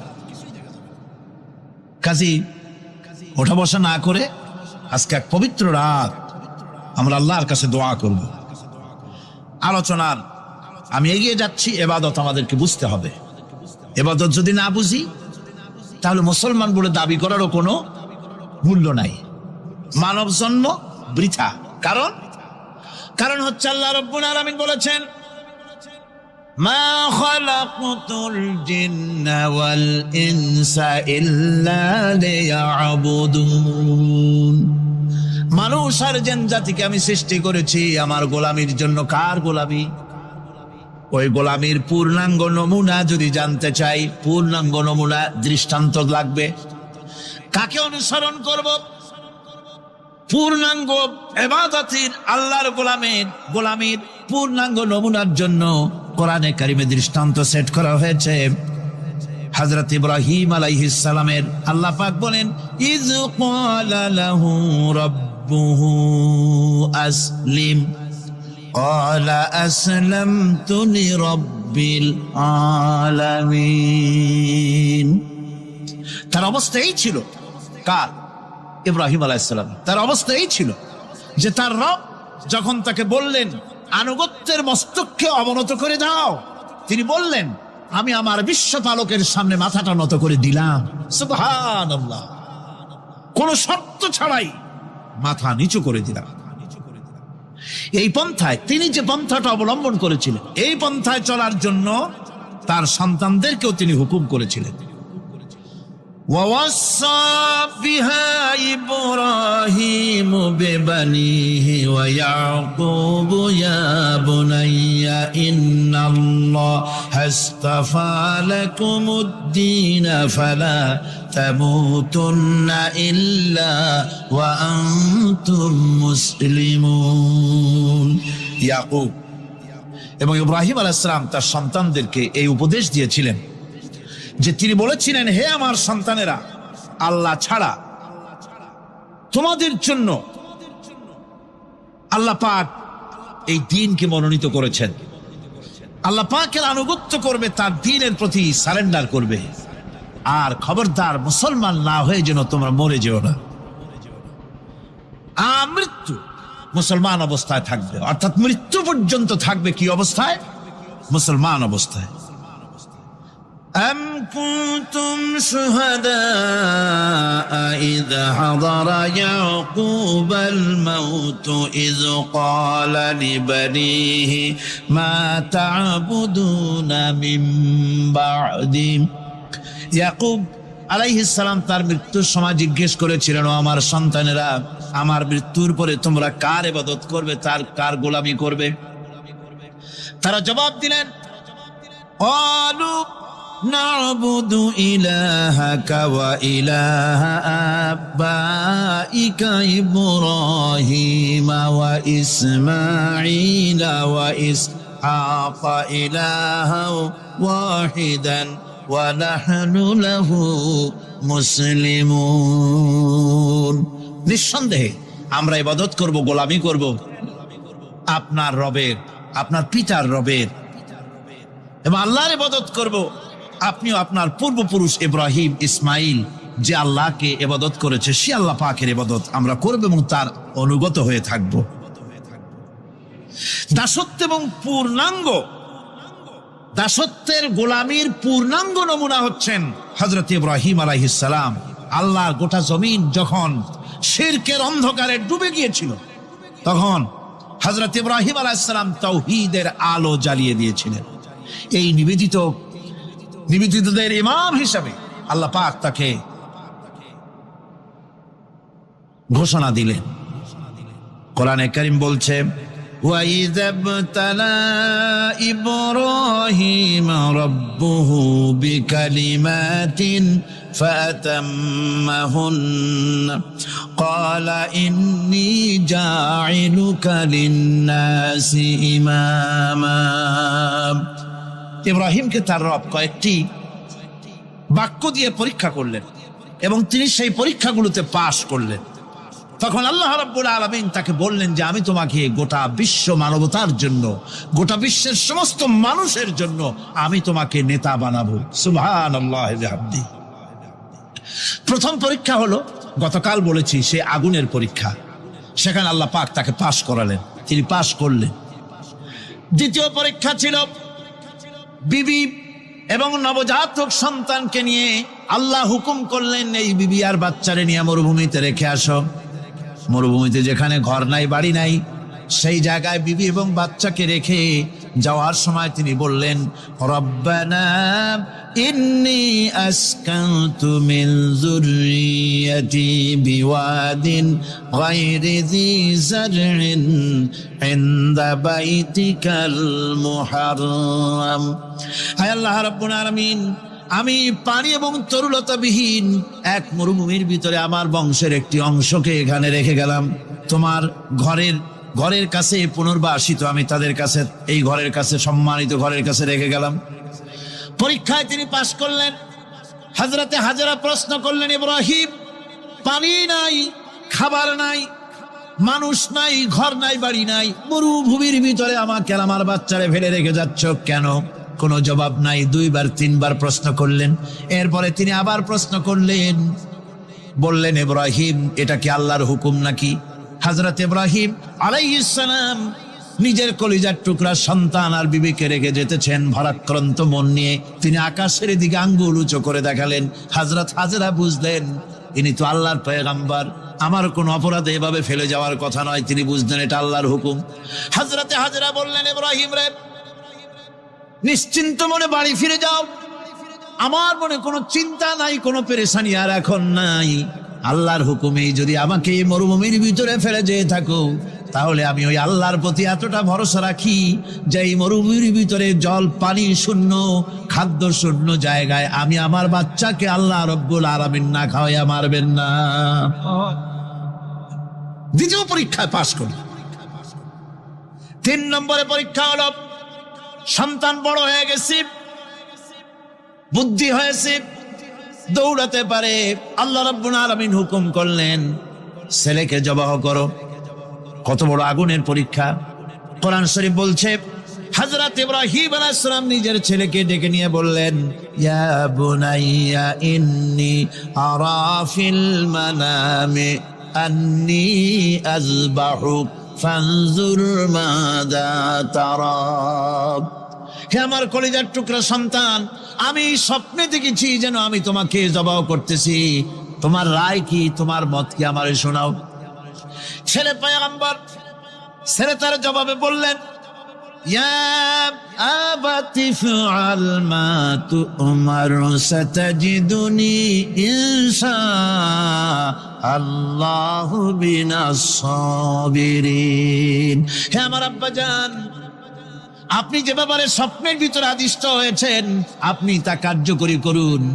আমাকে এতটুকু অধৈর্যের মধ্যে পাবেন না, আমাকে ধৈর্যশীলদের মধ্যে পাবেন। আমারে আপনি আল্লাহর হুকুম পালন করেন। আল্লাহ পাক শোনাচ্ছেন, ফালাম্মা আসলামা ওয়া তাল্লাহু লিল জাবিন। পিতা পুত্র দুজনই রাজি হয়ে গেল। পিতা তার ছেলেকে কাঁধ করে গলার উপরে ছুরি ধরেছেন।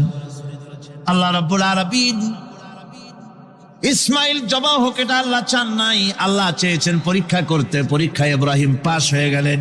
আল্লাহ পাক বলছেন, ওয়ানাদাইনাহু আইয়া ইব্রাহিম ক্বাদ সাদ্দাকতার রুইয়া ইন্না কাযালিকা নাজজিল মুহসিনিন। আমি ইব্রাহিমকে ডেকে বললাম, ইব্রাহিম, তুমি তোমার স্বপ্নকে বাস্তবে রূপ দিয়েছো, আর এভাবেই করি আমি মুহসিনিনদেরকে পুরস্কৃত করে থাকি।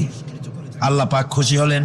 আল্লাহ পাক বললেন, ইন্না হাযা লাবালাউল মুবিন। নিঃসন্দেহে এটি একটি বিরাট পরীক্ষা ছিল। ঠিক কি না? আল্লাহ নিজে বলছেন এটা একটি বিরাট পরীক্ষা, আজিম ইমতিহান। সে ইমতিহানে তিনি পাশ করলেন। পরীক্ষায় উত্তীর্ণ হওয়ার জন্য রব্বুল আলামিন পুরস্কার দিয়া দিলেন। আল্লাহ পাক বললেন, সালামুন আলা ইব্রাহিম। পড়েন সবাই, সালামুন আলা ইব্রাহিম। ইব্রাহিমের প্রতি আল্লাহ পাক বললেন, ইব্রাহিমের প্রতি সালাম রইল। সুবহানাল্লাহি ওয়া বিহামদিহি। ইবাদত এর আনুগত্যের এই উৎকৃষ্ট দৃষ্টান্ত স্থাপনের পর আল্লাহ পাক তার গোটা বিশ্বের মুসলমানদেরকে কিয়ামত পর্যন্ত ইব্রাহিম আলাইহিস সালামকে জাতির পিতা বানায়া দিলেন। সুবহানাল্লাহ কইতে ইচ্ছা করে না? এই রকমের পরীক্ষা কোন পিতারা দিতে পারছে নাকি? গোটা বিশ্বের সমস্ত মানব মণ্ডলীর জন্য আল্লাহ পাক ইব্রাহিম আলাইহিস সালামকে কিয়ামত পর্যন্ত জাতির পিতা হিসাবে ঘোষণা করেছেন। সুবহানাল্লাহ। মিল্লাতা আবিকুম ইব্রাহিম ওয়া সাম্মাকুমুল মুসলিমিন। তোমরা তোমাদের পিতা ইব্রাহিমের মিল্লাতের উপর প্রতিষ্ঠিত হও। আল্লাহ পাক বলছেন তোমাদের পিতা ইব্রাহিমের মিল্লাতের উপরে প্রতিষ্ঠিত হও, আর আল্লাহই তোমাদের নাম রেখেছে মুসলমান। তোমরা হচ্ছে মুসলমান। আমাদের পরিচয়, ওই যে পরিচয়ের কথা আগে হয়ে গেছে, আমাদের পরিচয় আমরা মুসলমান। আমাদের পরিচয় কি? মুসলমান। এটা প্রথম পরিচয়।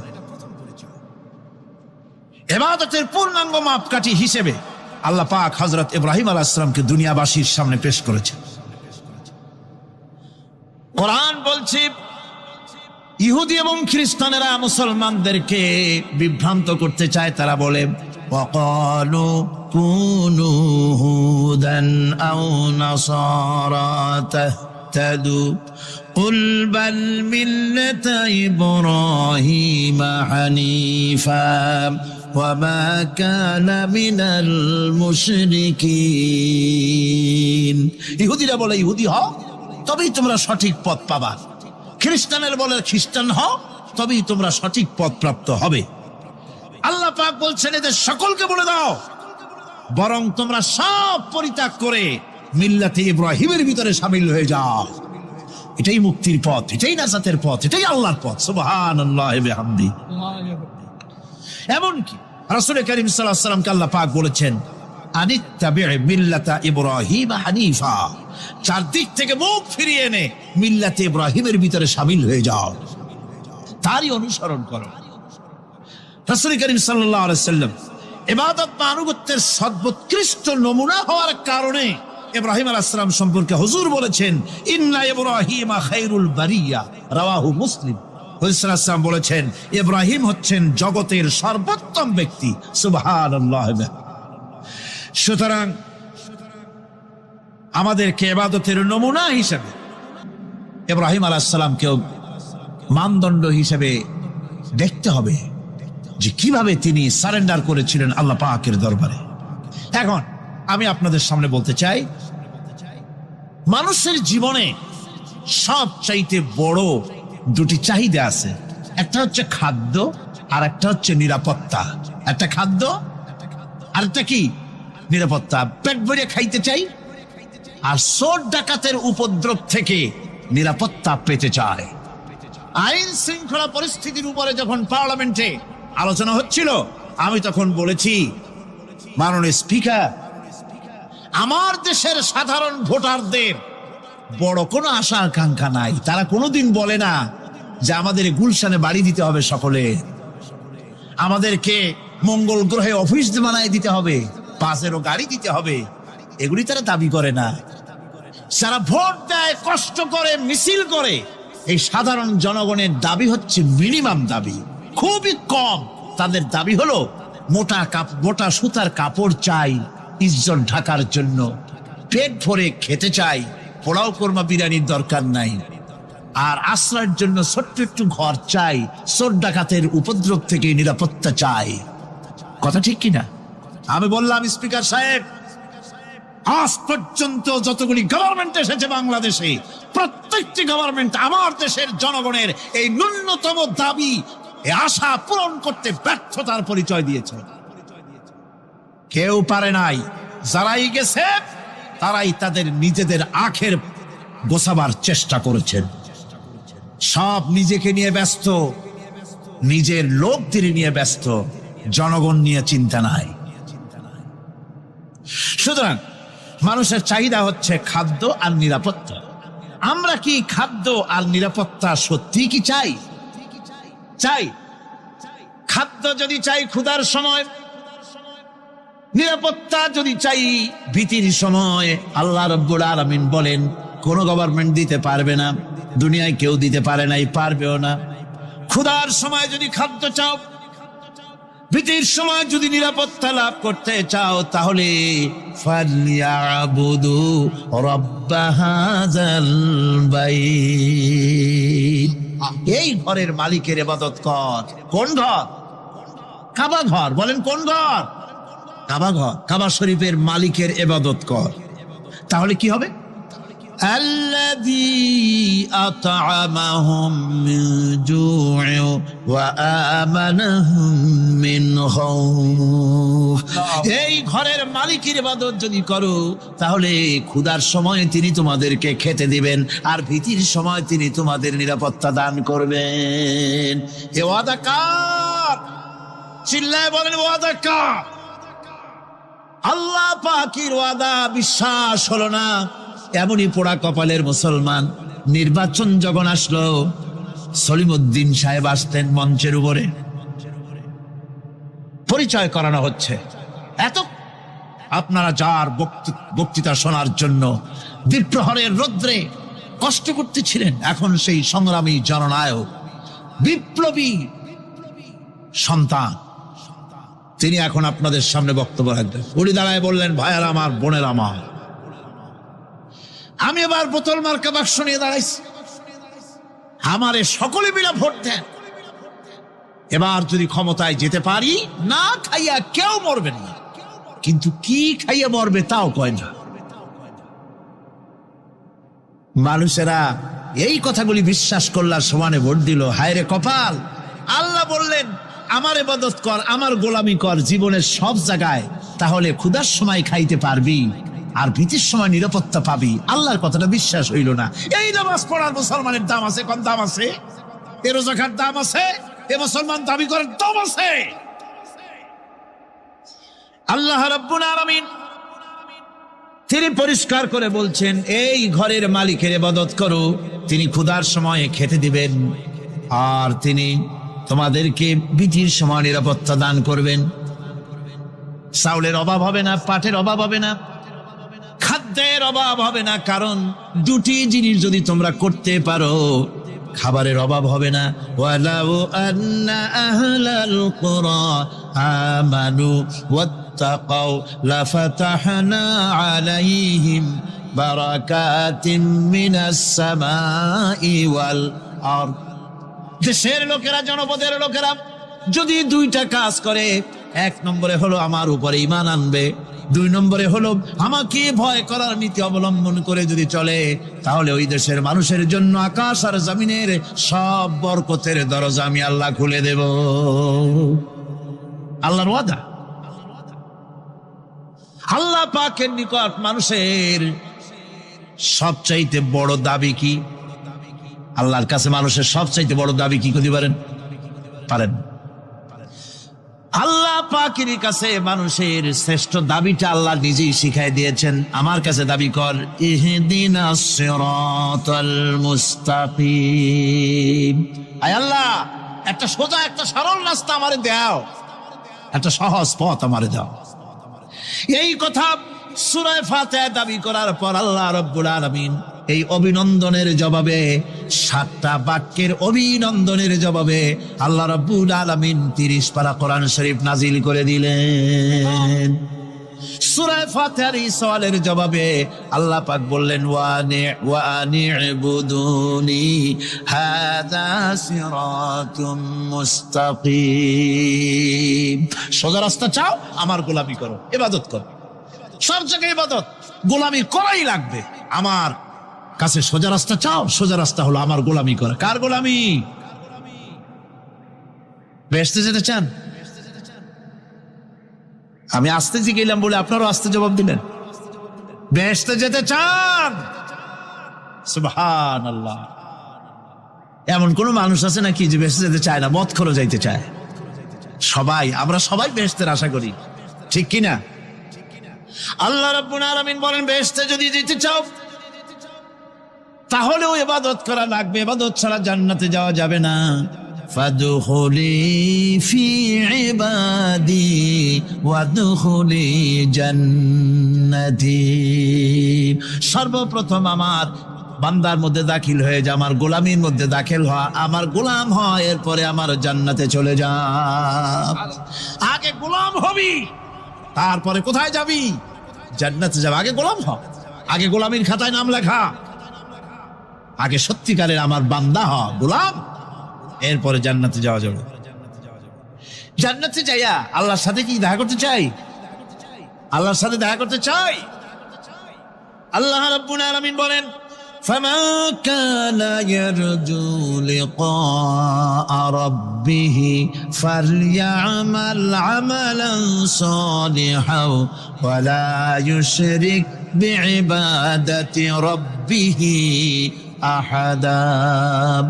তোমাদের মধ্যে যদি কেউ আল্লাহর সঙ্গে, তার রবের সঙ্গে যদি কেউ দেখা করতে চায়, তাহলে সে যেন ভালো ভালো কাজ করে, নেক কাজ করে, আর তোমার রবের সাথে অর্থাৎ আল্লাহ রব্বুল আলামিনের সাথে ইবাদতের মধ্যে যেন কাউকে শরীক না করে। শিরক যদি না করো, খাঁটি গোলাম, খাঁটি বান্দায় যদি পরিণত হতে পারো, কিয়ামতের দিন আল্লাহ রব্বুল আলামিনের সঙ্গে দিদার নসিব হয়ে যাবে। এই গোলামি করব কতদিন? কতদিন গোলামি করব? এই প্রশ্নের জবাবে আল্লাহ রাব্বুল আলামিন কোরআনে কারীমের মধ্যে জবাব দিয়ে দিয়েছেন, ওয়া'বুদ রাব্বাকা হাত্তা ইয়াতিয়াকাল ইয়াকিন। মৃত্যু পর্যন্ত, যতক্ষণ না নাক দিয়ে শেষ প্রশ্বাসটি, নিঃশ্বাসটি বেরিয়ে যাচ্ছে, ততক্ষণ পর্যন্ত আনুগত্য, গোলামি সবটা হবে কার? জোরে চিল্লায় এখন কার? এই গোলামি জীবনের সব ক্ষেত্রে করতে পারলে আমরা মুসলমান, আর করতে না পারলে মুসলমান নামে মুনাফিক। না পারলে কি? মুনাফিক। বন্ধুগণ, ইয়াকা নাবুদু পর্যন্ত বলে ওয়া ইয়াকা নাস্তাইনের কথাটা শোনাচ্ছি। সূরা ফাতিহার ভিতরে আমরা পড়ি, পড়েন আমার সাথে, ইয়াকা নাবুদু ওয়া ইয়াকা নাস্তাইন। আয় আল্লাহ, একমাত্র তোমার গোলামি করি আর একমাত্র তোমার কাছে সাহায্য চাই। তুমি ছাড়া কারো কাছে সাহায্য? এটা কি ঠিক? এটা কি আমাদের মনের কথা, ইমানের কথা? আল্লাহ করুন, আল্লাহ করুন, বলি আমিন। হাদিস শরীফে বলা হয়েছে, ইজা সাআলতা ফাসআলিল্লাহ ওয়া ইজা ইসতাআনতা ফাসতাইন বিল্লাহ। কিছু চাইতে হলে আল্লাহর কাছে চাও, কিছু বলতে হলে, ভিক্ষা করতে হলে আল্লাহর কাছেই ভিক্ষা করো। কার কাছে ভিক্ষা করবেন? আল্লাহর কাছে বলুন। আমার বন্ধুগণ, আমি আমার ঈমান থেকে কথা বলি, আমি আমার ঈমান থেকে কথা বলি। কোরআন এবং হাদিস পড়ে যতটুকু আল্লাহ বোঝার তৌফিক দিয়েছেন, সেই কথাগুলি পেশ করার জন্য চেষ্টা করি। বন্ধুগণ, এদিক ওদিক কোনো দিকে না ঘুরে মসজিদে যান, মসজিদে গিয়ে নামাজ পড়েন, আর আল্লাহর কাছে হাত পেতে আল্লাহরে বলেন। সেজদা গিয়া যখন রব্বুল আলামিনের দরবারে কিছু চাইবেন, হুজুরের কাছে জিজ্ঞেস করা হয়েছে, হুজুর, বান্দা কখন আল্লাহর নিকটবর্তী হয়ে যায়? আল্লাহর নবী বলেছেন, বান্দা যখন সেজদা দেয় তখন বান্দা একেবারে আল্লাহ পাকের কাছে চলে যায়। আল্লাহর কাছে চান, যা দরকার, ছেলে নাই, মেয়ে নাই, বউ নাই, অথবা চাকরি নাই, প্রমোশন চাই, ব্যবসায় উন্নতি চাই, যা দরকার কাকে বলবেন? মনটাকে পরিষ্কার করুন, আজকে মনটাকে সাফ করুন, সমস্ত দুর্বলতা থেকে মনকে উঠায় আনো, বিশ্বাস করুন, যা চাওয়ার, যা বলার সবটা আল্লাহর কাছে। কার কাছে? আমি তার গোলাম। আমি কার গোলাম? আল্লাহ ছাড়া কারো কাছে আমার অভিযোগ তুলবো না, সবটা বলবো আল্লাহর কাছে। বলে দেখেন, বলে দেখেন আল্লাহ পাক কিভাবে আপনাকে সাহায্য করেন। সুবহানাল্লাহ। ভাইরা আমার, আল্লাহ রাব্বুল আলামিন রাসূল করিম সাল্লাল্লাহু আলাইহি ওয়াসাল্লামকে বলেছেন, ফাইদা ফারাগতা ফানসাব ওয়া ইলা রাব্বিকা ফারগাব। যখন তুমি খালি হাত হয়ে যাবে, দাঁড়িয়ে যাবে এবং তোমার রবের কাছে মিনতি জানাবে, কিছু যখন থাকবে না, তোমার রবের কাছে দাঁড়ায় যাও আর তার কাছে মিনতি জানাও, তোমাকে আল্লাহ ভরপুর করে দিবেন। ভান্ডের কোনো অভাব নাই। আমাদের ভান্ড হচ্ছে যত দেব তত কমবে, আর আল্লাহর ভান্ড যত দেয় তত সমান সমান থাকে। মোটেই কবে না, মোটেই কবে না। সুতরাং দয়াল বাবা, বাবাজান কেবলাজান বাবা কি যে কবে আর কি করবে দিশা করতে পারে না। গান বাজনা, তারপরে গোসল শরীফ, কি জানি হাবিজাবি শরীফ, কোন শেষ নাই, বেদাত দিয়ে ভরে গেছে। এগুলি বিশ্বাস করবেন না, বেদাত খারাফা, এর সাথে মুসলমানের কোন সম্পর্ক নাই। গান বাজনার সাথে মুসলমানের কোন সম্পর্ক। হাতে কতগুলো ঢোল নিয়ে তারপরে মাজারের কাছে গিয়ে ঢোল বাজায়, কবরের কাছে মাথায় কতগুলো চুল, দাঁতে ময়লা, মোষগুলা ঠোঁট দুইটা ঢাইকিয়া দাড়ির কাছে এসে পড়ছে। হায় হায় রে, এই রকমের মোষ আমি মাঝে মধ্যে চিন্তা করি যে দই খায় কেমনে এরা। গাঁজা মদ খাইয়া এগুলো মাজার মধ্যে গিয়ে পড়ে থাকে, আর কি জানি আছে ওইটারে ঘষে এলো আর বলে মদিনা যাব কেমনে, মদিনা যাব কেমন। তুই মদিনা যাবি কেমনে? মদ খেয়ে গাঁজা খেয়ে তুই যাবি মদিনা? একটা কথা হইলো? তোর নাপাক কদম আল্লাহ পাকের আরতে মুকাদ্দাসে উঠতে পারে না। বদকার, জিনাকার, শারাবি, কাবাবি, আল্লাহ পাকের নাফরমান। কতগুলা শালু কাপড় গায়ে দিয়া মাথায় কতগুলা চুল রাখিয়া তারপরে গ্রামের নামে শরীফ। আশ্চর্য কথা, এই গ্রামের নাম শরীফ, ওই গ্রামের নামের মাথায় গিয়া শরীফ। শরীফ তো মক্কা শরীফ, মদিনা শরীফ, কোরআন শরীফ, হাদিস শরীফ। আর শরীফের দরকার নাই। শরীফের জাত মারছে গ্রামে গ্রামে শরীফ লাগাইয়া। কর্ণফুলী শরীফ, চন্দ্রঘোনা শরীফ। আশ্চর্য কথা, শরীফ শব্দের একটা ইজ্জত থাকা উচিত, ঠিক কিনা কন? আপনাদেরকে সতর্ক হতে হবে। আনুগত্য এবং গোলামি সকল ব্যাপারে আল্লাহ পাকের করতে হবে। চাইতে হবে কার কাছে? আল্লাহর কাছে। আমার এই কথা আপনাদের মনে আছে কিনা জানি না। সম্রাট শাহজাহানের সময় এক ফকির, এক ভিক্ষুক ভিক্ষা করে বেড়াতো। 70-80 বছর বয়স হয়ে গিয়েছে। এক লোক বলছে, সারা জীবন তো তোমার ছোটবেলা থেকে ভিক্ষা করতে দেখলাম। সে বলল, মানুষে দেয় তো 2 পয়সা 1 পয়সা, ভিক্ষা ছাড়া করবোটা কি? লোকটি বলল, তোমার একটা পরামর্শ দেই, একদিন সম্রাটের কাছে গিয়ে যে দেখো, একবারে যা দেবে খাইয়া কুলাইতে পারবে না। সম্রাট শাহজাহান কোথায় আছে এখন? দেখো গিয়া মসজিদে আছে।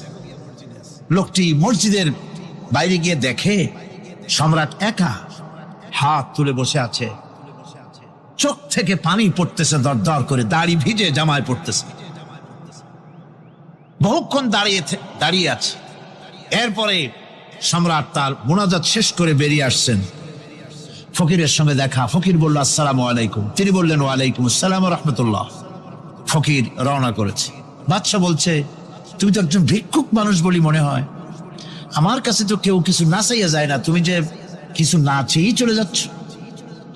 ভিক্ষুক বলছে, জাহাপানা, সত্যি কিছু চাইতে এসেছিলাম আপনার কাছে, কিন্তু আপনার অবস্থা দেখে আমার জ্ঞানের চোখ খুলে গেছে। আমি দেখতে পেলাম আমি যে সম্রাটের কাছে ভিক্ষা চাইতে আসলাম, আমি তো শুধু তাকায় আছি, আমি তো কান্দি না, বরং আমি যার কাছে চাইতে এসেছি তিনি আমার চাইতে আরো নগণ্য ভিক্ষুকের মতো হয়ে কার কাছে যেন হাত পেতে চোখের পানি ফেলে কান্দে। মনে মনে ভাবলাম, সম্রাট কান্দে যে সম্রাটের কাছে, ওই আল্লাহ সারা জীবনে কারো কাছে কিছু চাইব না। আল্লাহর কাছে চাওয়ার অভ্যাস করুন, তিনি দিতে পারেন, সবকিছু তার আছে। এই বিশ্বাস মনের ভিতরে জমাতে হবে, তাহলেই সত্যিকারের মুসলমান আমরা হব। আল্লাহ পাক সত্যিকারের গোলাম আমাদেরকে বানাবেন, আমরা বলি আমিন। মুনাফিকদের আরেকটা চরিত্র হলো, তারা যদি আজান শুনতে পায় না, আজান এবং নামাজ সম্পর্কে তারা কটূক্তি করে, আজান এবং নামাজ সম্পর্কে তারা কটূক্তি করতে থাকে। এটা হলো মুনাফিকদের আরেকটা চরিত্র। আল্লাহ রাব্বুল আলামিন বলেন, وَإِذَا نَادَيْتُمْ إِلَى الصَّلَاةِ اتَّخَذُوهَا هُزُوًا وَلَعِبًا। যখন আযান তারা শোনে, যখন নামাজের দিকে তখন তাদেরকে ডাকা হয়, তখন তারা ঠাট্টা করে, বিদ্রুপ করে। আরেকটি চরিত্র হলো সমাজের ভিতরে অশ্লীলতা বাড়াবার জন্য। তাহলে ওই ব্যক্তি কবরে থাকা অবস্থায় ময়দানে মাহশার পর্যন্ত ওই ব্যক্তির আমল নামায় আল্লাহ সুবহানাহু ওয়া তাআলা নেকির রাস্তাকে প্রবাহমান রেখে দেন। 2 নাম্বার হলো ওয়ালাদুন সালেহ, নেক সন্তান। এমন সন্তান আপনি গঠন করে যাবেন, এমন সন্তান গড়ে যাবেন যেই সন্তান আপনার অনুপস্থিতিতে আপনার জন্য দোয়া করবে, 5 ওয়াক্ত নামাজ আদায় করবে, রমজান মাসে রোজা রাখবে, সামর্থ্য থাকলে হজ করবে, যাকাত দিবে, আপনার জন্য দান সাদকা করবে। শুধুমাত্র তাই নয়, আল্লাহর নবী বলেন ওই ছেলেটা যতদিন পর্যন্ত ভালো কাজ করবে, ওই ভালো কাজের একটা সওয়াব, একটা পার্সেন্টেজ আল্লাহ সুবহানাহু ওয়া তাআলা তার বাবার আমল নামায় জারি রেখে দেয়। এজন্য সন্তান সন্ততিকে সুশিক্ষায় শিক্ষিত করা প্রত্যেকটা মানুষের জন্য দায়িত্ব এবং কর্তব্য। কথা বলুন ঠিক কিনা? আমরা চেষ্টা করি ইনশাআল্লাহ, আল্লাহ তাআলা কবুল করুন বলি আমিন। এই সন্তান নামাজ জানতে আপনার আমার জন্য দোয়া করবে, রব্বির হাবহুমা কামা রব্বায়ানি সাগীরা। আয় আমার রব, আয় আমার আল্লাহ। এই সন্তান বলবে যে আমার বাবা আমার মা ছোট্টবেলায় আমার উপরে যেমন রহম করেছেন, আমাকে যেমন ভালোবেসেছেন, আমাকে লালন পালন করেছেন, নিজের জীবনকে বাজি রেখে আমাকে ভালো রাখার চেষ্টা করেছে, নিজে শীতে কষ্ট করেছে, ঠান্ডায় কষ্ট করেছে, গরমে কষ্ট করেছে, কিন্তু আমাকে কষ্ট দেয় নাই। ও আমার মালিক, আমি দোয়া করি আমার বাপ মা তোমার কাছে চলে গেছে, তারা যেমন ছোটবেলায় আমাকে আগলে রেখেছে, মেহেরবানি করে তুমি তোমার রহমের ছায়া তলে আমার বাপ মাকে স্থান দান করে দাও। আমার আপনার নবী বিশ্বনবী সাল্লাল্লাহু আলাইহি ওয়াসাল্লাম বলেন, এই সন্তানগুলো যখন পিতামাতার জন্য দোয়া করে আর চোখের পানি যখন ফেলে দেয়, চোখের পানির পরিমাণটা খুব বেশি বড় হওয়া লাগবে না।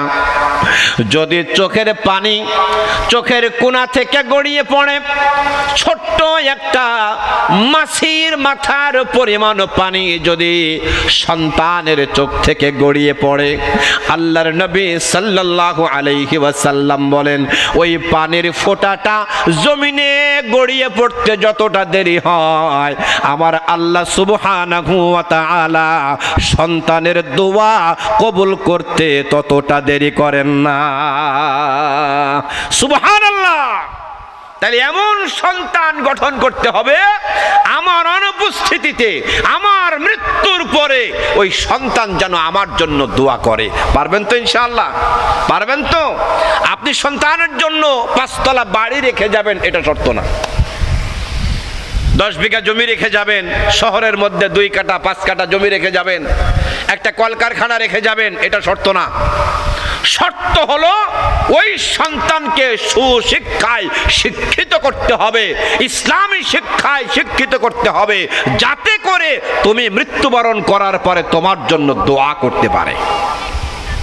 কিন্তু আজকে আমরা সেটা না করে আমরা বলি আমরা সফল। বিশেষ করে শহরের মানুষ, অনেক ভদ্রলোক আছে, নামাজি মানুষ, আলহাজ, কিন্তু সন্তানগুলাকে নামাজি বানান নাই। আছে না নাই? ম্যাক্সিমাম।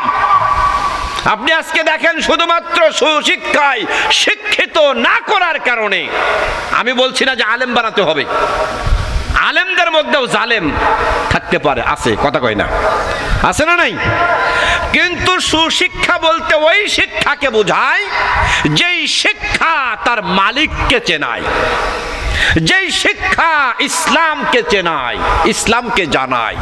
তার মানে কোরআন এবং সুন্নাহ, এর বাইরে কোনো সুশিক্ষা আছে বলে আমি মনে করি না।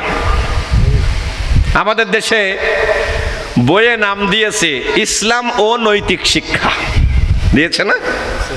এই যে বাচ্চাদের 5 বলেন, 6 বলেন, 7 বলেন, 8 বলেন, মানে আন্ডার ম্যাট্রিক, এদের যে ধর্মীয় বইটা আছে এখানে নাম দিয়েছে ইসলাম ও নৈতিক শিক্ষা।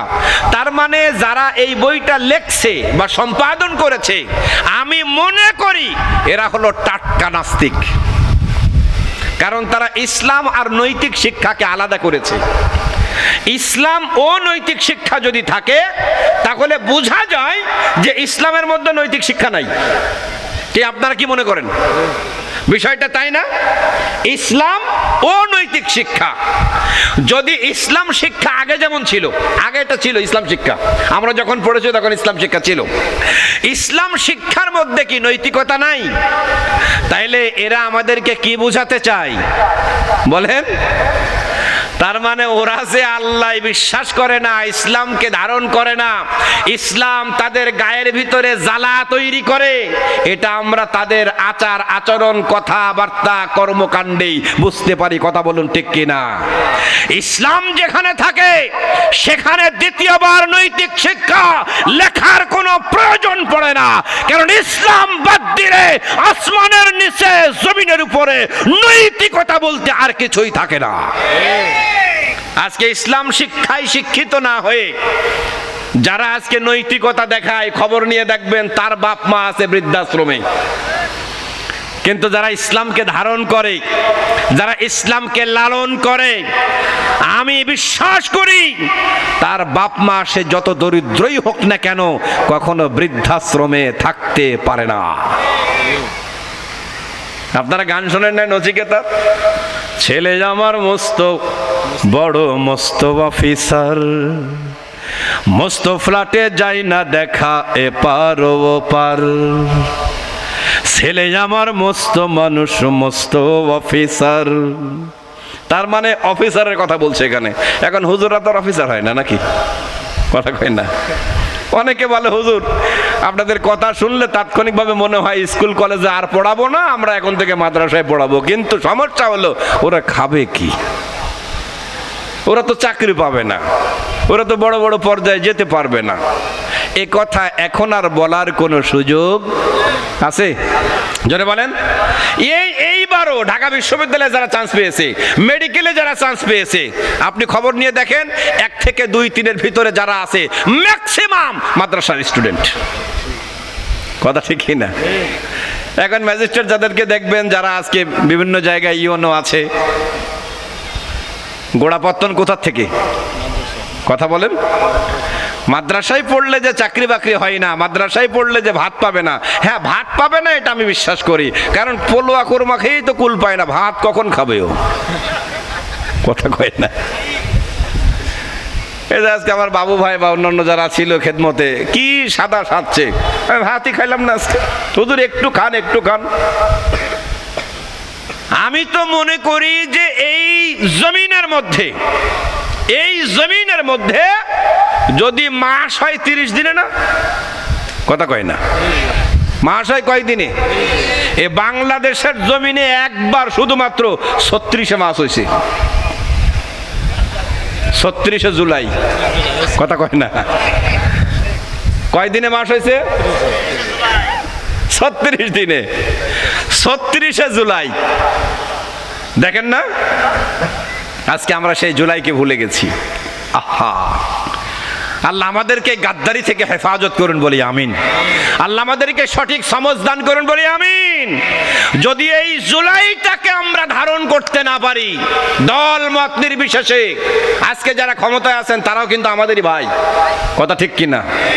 একসাথে 17 বছর থেকেছি, এখন না হয় আলাদা, এখন না হয় আলাদা, মানে বিয়ে শাদী করছি, সংসার আলাদা হয়ে গেছে, কিন্তু ভ্রাতৃত্বের বন্ধন তো আর যায় নাই। ঠিক কিনা কোন? গেছে? আমরা মিলেমিশে আসি না?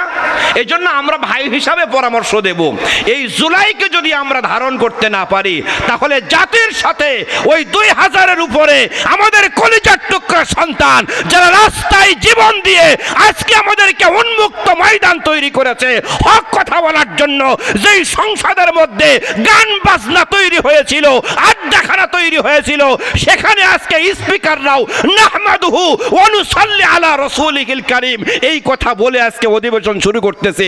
এই যে আমরা আলোর বাতাস পেয়েছি, আমরা ইসলামের আলো পেয়েছি, কোরআনের আলো পেয়েছি, আজকে সংসদের দিকে তাকাইলে অর্ধেকের কম সংখ্যক তাদের মাথায় সব টুপি আর টুপি আর টুপি। কথা কোন ঠিক কিনা?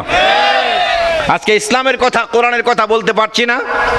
কথা বলেন, এটা কাদের কারণে পেয়েছি? এই জুলাইয়ের কারণে পেয়েছি। জারসিলাই সিন্নি খাইলা মোল্লা চিনলা না। যদি এরকম হয় তাহলে মার খাওয়ার জন্য রেডি থাকেন, মার খাওয়ার জন্য রেডি থাকেন। একজন তো দিল্লি পালায়ে গেছে, আমি আপনি পালানোর জায়গা পাবো না, পালানোর কোনো জায়গা পাবো না। ওই ইন্দুরের গর্ত আমার আপনার জন্য জুটবে না, এটা আমি বিশ্বাস করি। কথা কোন ঠিক কিনা? গাদ্দারি না করি আমরা। আল্লাহ আমাদেরকে বোঝার তৌফিক দান করুন, বলি আমিন। তো যে কথা বলছিলাম, মাস যায় কয় দিনে? ভুলে গেছেন নাকি? মাস যায় 30 দিনে। আচ্ছা, আপনারা যারা বসে আছেন এখানে বলেন তো 30 দিন গোশত খান কারা কারা? হাত তোলেন।